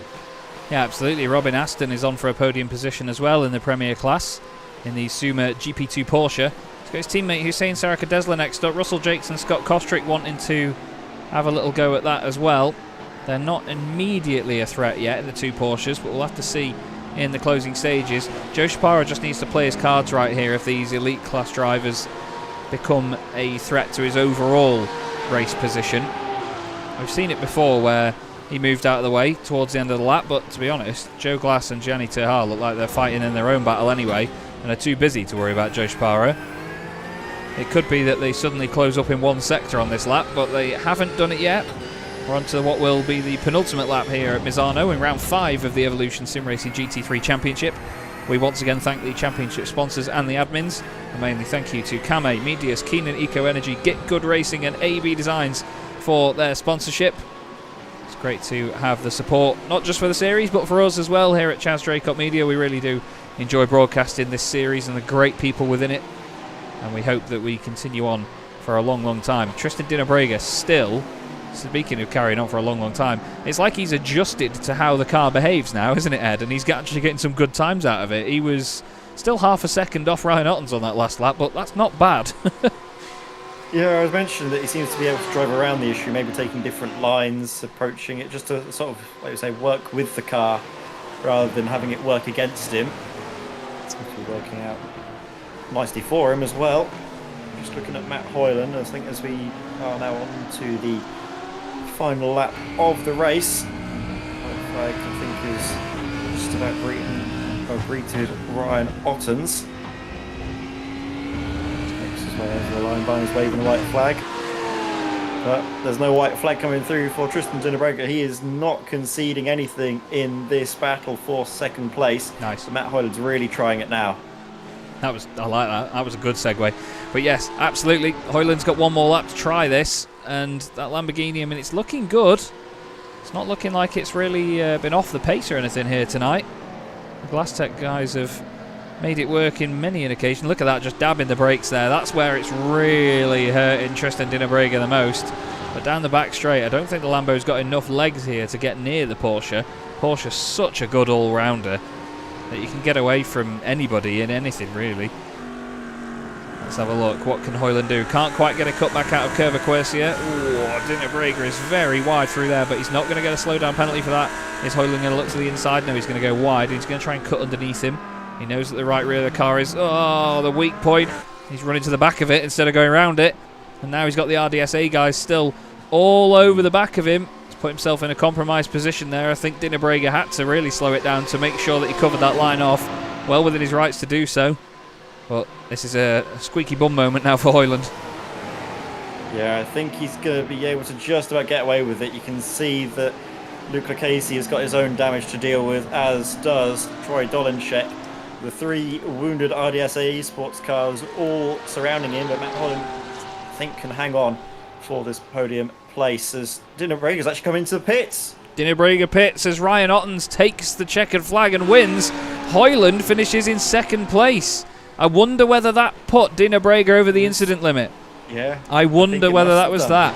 Joe Shapara takes the win. Fantastic stuff from JSD tonight in the Premier class. Donnelly finishes in second. That's their second 1-2 of the night. One apiece as well for their 2 drivers. Robin Aston gets a podium. Very well done to Rob. Great performance from him. And is Malo TA going to hold on here in front of Dennis Collar? It's almost going to be a drag race to the line. But Malo TA takes his second win on the night in the Evo class from Dennis Collar. Well done to him. And Danny Weir, I think that may be his first podium in the Evo class, potentially. Yeah, I think so. Memory serves right. I think that is, yes, a great result there from Danny Weir. Wonderful performance from the DXT Magenta driver in his Porsche. We're giving us a real monster of a drive, even if we didn't see it. Good God, we need to pay you more. But great night for JSD Racing Team in the Premier class. Joe Spara and Stephen Donnelly will be over the moon with that. What an awesome night those two have had from it all. Side by side on their sort of in-lap. Danny Weir celebrating his podium. Having a lovely little spin. It's not as dramatic as you'd expect because it's just traction control kicking in, but it's actually doing a good job for him. I'm going to get car sick if I keep watching that. Whoa. Whoa. That really affected me very suddenly, that did. Oh, no. Didn't like that. Oh, God, I'm so soft, man. Flipping heck. Right, let's get some music on. Let's listen to... No, let's read some race results, shall we? Whoa, what a night. What a night of racing in the Evolution Sim Racing GT3 Championship. I know the music's going to stop in a second anyway, so I'm just going to read them out. It basically, for those that don't know, if you speak for 30 seconds straight over music on Spotify, then it doesn't like it and it stops. Ryan Ottens takes the win. Great overall win for him. Matt Hoyland second. Luke Lucchese in third, ahead of Troy Dolinchek in fourth. The fact that those two still finished third and fourth after that massive incident coming out of the pits is beyond me. Luke King finishes in fifth place. Gianni Tahar was sixth, ahead of Joe Glass and Sean Breitenbach. Christopher Radloff finishes in ninth in the end after his penalty in the pits. That's a real shame because, look, it would have been a 40-second penalty and he was 43 seconds off the race winner in the end. That could have been second place for him. Tristan Dinnerbrega finishes in 10th after coming in the pits at the end, and Peter Black was next up. We then move on to the Premier class with Ed May.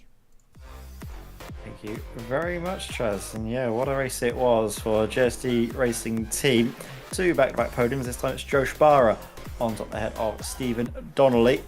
And then again, Sumo GP2 up there with them. Robin Aston this time completing the podium ahead of his teammate Usain Sarakar-Desla.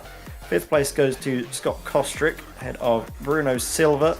Matthew Jones in the 7th with Wesley Van Rens in 8th. Rob Mackay finishing in 9th place. A good top 10 result considering all of the gremlins that he's been suffering with so far this evening. Another solid result. James Robinson there in 10th, completing our top 10 ahead of Ati Nagel, Russell Jakes. And then we come to several drivers that sort of fell victim to earlier incidents. Marcel Breitenbach, Jack Wyborn and Robin Trustwell did not take the start.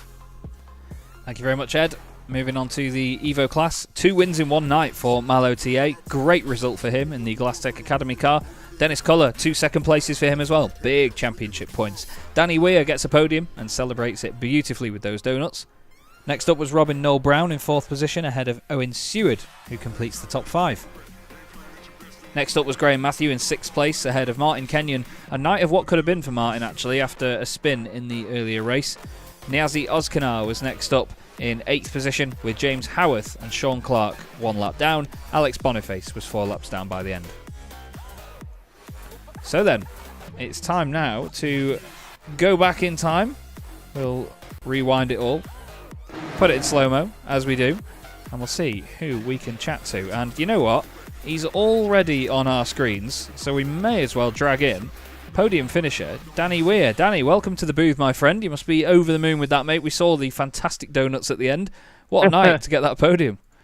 Mate, that's my first podium ever on iRacing. Oh, fantastic. In a league race. I didn't even know. Like, I had no idea. Like, Rob and all the guys in DXT weren't telling me where I was. I wasn't asking, but they weren't telling me where I was. And then I was like... across the line, I was like, after I nearly lost it on the last lap, and they went, "Oh, that's a podium, Danny." Oh, now shut up. Didn't believe them. Now I'm over the moon with that. I was going to say, I mean, it's been a bit of a tough ride for you the last season and a bit. You know, it's been very topsy-turvy, not always through your own fault either. You know, there's always a lot of shenanigans going on, and these evenings are tough to survive sometimes. But it's perseverance in something like this, isn't it? League racing is a mighty, mighty tough kettle of fish. Yeah, definitely. Like, I think the main focus is that your main enemy is yourself. Because the minute something goes wrong, like in the first race, if you have a crash in the first race and your head goes, that's it. 100%. You've got to just focus on what you're doing next. You just got to forget about it. So luckily enough, I've got the lads in there to kind of keep everyone calm, which is good. But yeah, it's just all it is. Keeping focused, and you're just battling with yourself not to go off track and keeping it clean, and obviously being as fast as you possibly can. But yeah, can't really say more than that, really. I was going to ask what the circuit was like tonight, because Misano is a very unique place to go racing. It's tough with the off tracks, but it's good for battling, isn't it? This place, there's a lot of overtaking opportunities. Oh yeah, definitely. Obviously, we had this race on the TCR calendar last week, and it's a complete different kettle of fish with these. Like, you can get really alongside, and one mistake, and you're potentially losing 2 or 3 places, because all these groups for tonight were so close, and everyone was really close together. But yeah, the opportunities for overtake, if you've got the balls to do it, then you can definitely make some good moves up. Well, that's the thing. It was a great place. It's having the confidence and the ability to send it up the inside. I've never possessed that, so I don't know what it feels like. But it's still been. You did all right. You did all right the other day. Oh God! Well, that slide is going to haunt me forever. But it's one of those. But either way, Danny, great to see you get the results, mate. We go to Brands Hatch next time out, back in good old Blighty. How are you feeling about going there? I have never raced Brands Hatch, and that's quite a appalling thing to say, but I've never really raced Brands Hatch, so this is going to be fun. It absolutely will be, mate. It is a huge challenge. Obviously, walls very close by all the time, grass everywhere. I'm sure it'll be good fun. Before we go, though, is there anyone you'd like to give a quick shout out to? Yeah, I'll shout out, obviously, to the DXD boys, always there to support. And then I will dedicate my podium to my 2-year-old son. Lovely stuff. Nicely said, Danny. Great to speak to you, mate. Well done on that podium, buddy. Go and enjoy the moment, and we will hopefully speak to you again soon. Will do. Thanks for the commentary, lads. No worries. Cheers, Danny. Great stuff, Ed. Great stuff. It's always lovely when we hear somebody's first result of a podium, a win. It's such a heartwarming moment, isn't it, to feel just how happy Danny was with that. You could see it from the donuts. That's great. Absolutely great. Yeah. It's what all the hard work and preparation goes into, and it's wonderful, like you say, to be able to share that moment with Danny, because it is emotional. A lot of people think, oh, it's just sim racing, it's not real, but the racing is real. It's brilliant stuff. You're battling there day in, day out against all these drivers, other people, and just the fact that you're doing it from your living room doesn't make it any less special. Absolutely not. It's amazing action out there, and it's mighty tough. We cut to slow-mo footage of Matt Hoyland in the Lamborghini 3 wide into Curva Quercia on lap 1. Matt, you had to work hard for that tonight, mate, but what a really good scrapple you boys had every single lap. Yeah, I mean, first of all, I've got to apologise to Tristan for that at the end. I can't believe he got a drive-through from that, but yeah, I'm genuinely, like, shocked with how much pace I had. Like, normally I expect to sit in that lull between the front of Premier and the front of Elite and sort of just drive on my own. But to actually be able to really seriously take the fight today and to get a P2 was like way beyond anything I expected this season. Well, we've just seen the slow-mo as well of after Curva Quercia when there was 4 wide with the Porsches involved, and it's moments like that when you look back at them and realise you can be a bit lucky in these GT3 cars. They deal with a lot more than they used to. So, sort of owing to that is part of the survival, isn't it, in this sort of thing? Yeah, I think a lot of it's down to just luck of the draw as well. Like, they're very temperamental in the hitboxes sometimes. Like, you can get what should be a big hit, and you'd expect, to be sent to the nearest barrier, and nothing happens. But then you'll get the slightest touch in the wrong place, and it's straight round, and away you go. That's your race done. But coming from the TCR on Monday, which can absolutely take full-on warfare, to come back to these, you have to really sort of change your approach and be a little bit more cautious. But yeah, it wasn't too bad. It's just survival while you're trying to balance your pace at the same time. I was going to say survival's going to be important next week, isn't it? Brands Hatch. It's a narrow and very unforgiving circuit. Is it one that you enjoy? Yeah, traditionally I've had pretty good results at Brands Hatch. I mean, I've probably lapped that track as much as any other I've ever done over various sims and games, but I think the GT3s are about as big as the vehicle as you're ever going to want to race around there. Your options for overtaking are very limited, so I think qualifying is going to be extremely important. Like, if you mess that qualifying up, you're going to have a bad time. But yeah, hopefully I'll be able to carry some of this pace forward and get stuck in up front again. Well, we look forward to seeing it, Matt. Is there anyone you'd like to give a shout out to before you go? Yeah, I'll just give a shout out to DXT as usual, also to Glastick. I've been joining those guys in their voice chat for these races this far, and they've always been very helpful, very supportive, so shout out to Matt and Joe. Otherwise, thanks again to you guys. First time I spoke to you this season. Hopefully I'll be back in here with some more good results as the season goes on. But yeah, I think that's everyone. We'll have our fingers crossed for you, Matt. It's always a pleasure, and hopefully we'll see you soon. Thanks, guys. Cheers. There we go. Matt Hoyland, again, another driver that was right in the mix tonight, Ed. He had a lot going on, didn't he, in that one to have to survive that. But it's a shame about the drive-through for Tristan at the end, but it's part of the hard racing that we get here in this championship, isn't it? Yeah, and I think it's fair to say Tristan was kind of playing with fire just a little bit there, wasn't he? He's trying to slow it down onto the apex, and when you sort of try and cover off any cutback manoeuvres, you do always risk a little bit of contact being made with your rear bumper. It's just part and parcel of close racing. Yeah, it completely is. We're going to move on to another interview. The other driver that finished on the podium in the elite class was Luke Lucchese. Luke joins us in the box. Luke, that was... I think you had a bit of everything tonight, didn't you, mate? You had a fantastic battle in race 1 with Ryan Ottens, and then it was mayhem in race 2. Talk us through it. Yeah, look, I think Matt was sleeping on the start, so I lost quite a couple of positions at the start. So I thought, let me just try and put early and just try and get into some free air. It was relatively free, but then me and Troy got together on pit exit. I don't know if you caught that. Yes, we a few times. Yeah, I think the pit exit here is the problem because you can't see the guy. You can't see the guy coming out the pits. He's like where your mirror would be. Right. And on Pro's side, he can't see me coming through the corner. So he just, goes into the middle of the track and then I'm there. We like converge into each other. So I think to salvage a P3 and a P4 from that, I think it's quite lucky. It's a pity for Tristan though. He got a contact from Matt on the last lap and it gave him a drive-through. Yeah, he was. Matt was just saying that he was really sorry about that one, and obviously it was part of the hard racing, I suppose, that we get in this championship because you guys are all so close together all the time. It must be quite thrilling though to have such strong competition from all angles. Yeah, no, it's very enjoyable. I mean, that's what makes it enjoyable is having the competition. Look, I think I had some good race pace. I made a few mistakes in quali, so I couldn't capitalize on that. But I think in the race, I think the pace was good.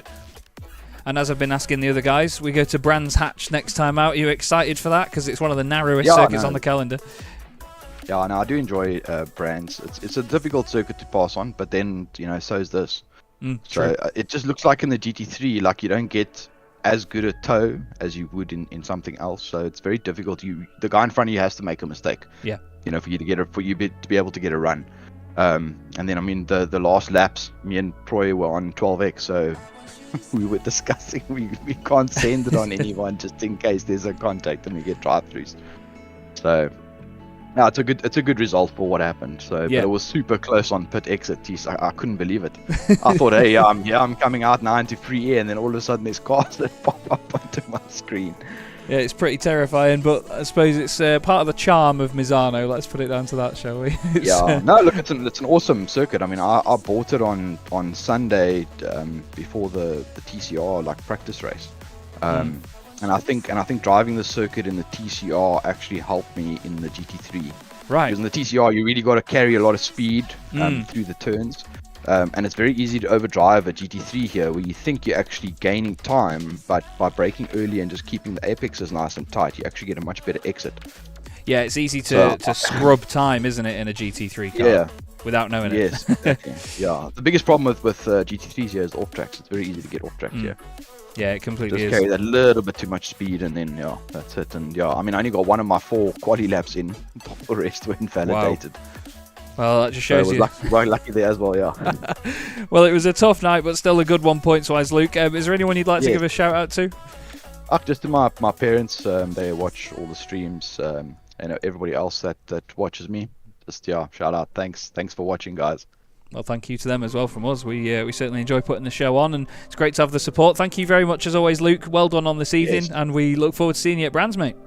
Yeah, thanks very much. Cheers. Well, Luke Lucchese went through it all tonight. It's good to know they can laugh about it, though, Ed, because as teammates, that would have scared the life out of me a moment like that. Flipping heck. Yeah, terrifying stuff. But good to hear that, it's all smiles back at RDSA, because the last thing we want is for that to cause any friction. Absolutely. I mean, Ashley Brooks jokingly said in the Discord he was waiting for a team statement from RDSA after that. So we'll have to wait and see. But that is unfortunately all we've got time for here tonight on Chaz Draycott Media in the Evolution Sim Racing GT3 Championship. As you've heard a few times now, we're going to Brands Hatch in a week's time for the Grand Prix circuit. I, for one, am really looking forward to that. I know Ed loves the circuit as well, so it'll be a corker. Thanks once again to the championship sponsors, Kame, Medius, Keenan Eco Energy, GitGud Racing, and AB Designs. thanks also to the wonderful Ed May for co-commentary as well. And thank you for Jason Day, who's just popped up on Facebook right as we're saying goodbye, mate. Lovely of you to join us. Welcome to the conversation. That's all for tonight, though, everybody. Really hope you've enjoyed the show, and we'll see you in a week's time at Brands Hatch in the Evolution Sim Racing GT3 Championship.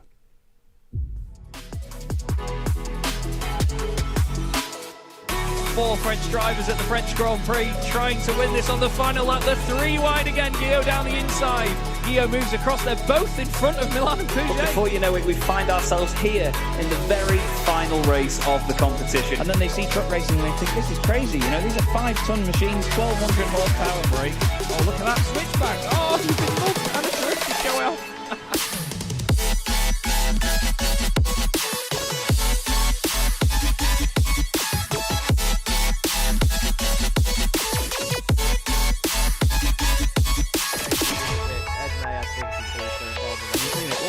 Back there, go on board with Ben Gregory now. I love it. 10.5 minutes gone. Senna Lanson tries to go for the race lead.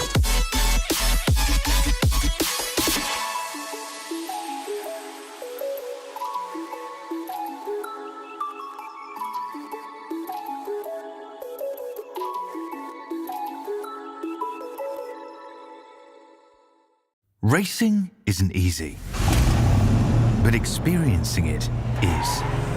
iRacing puts you in the driver's seat with the industry's leading sim racing game. Drive on laser scan replicas of the greatest racing circuits from around the world. Go head to head against other drivers chosen by skill-based matchmaking to ensure competitive racing at every level. Compete across all your favorite series.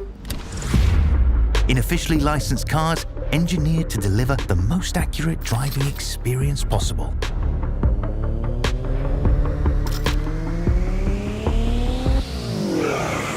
Join a race or host your own with players from across the globe. Race against the computer or in a league with friends. Feel the thrill behind the wheel. Visit iRacing.com.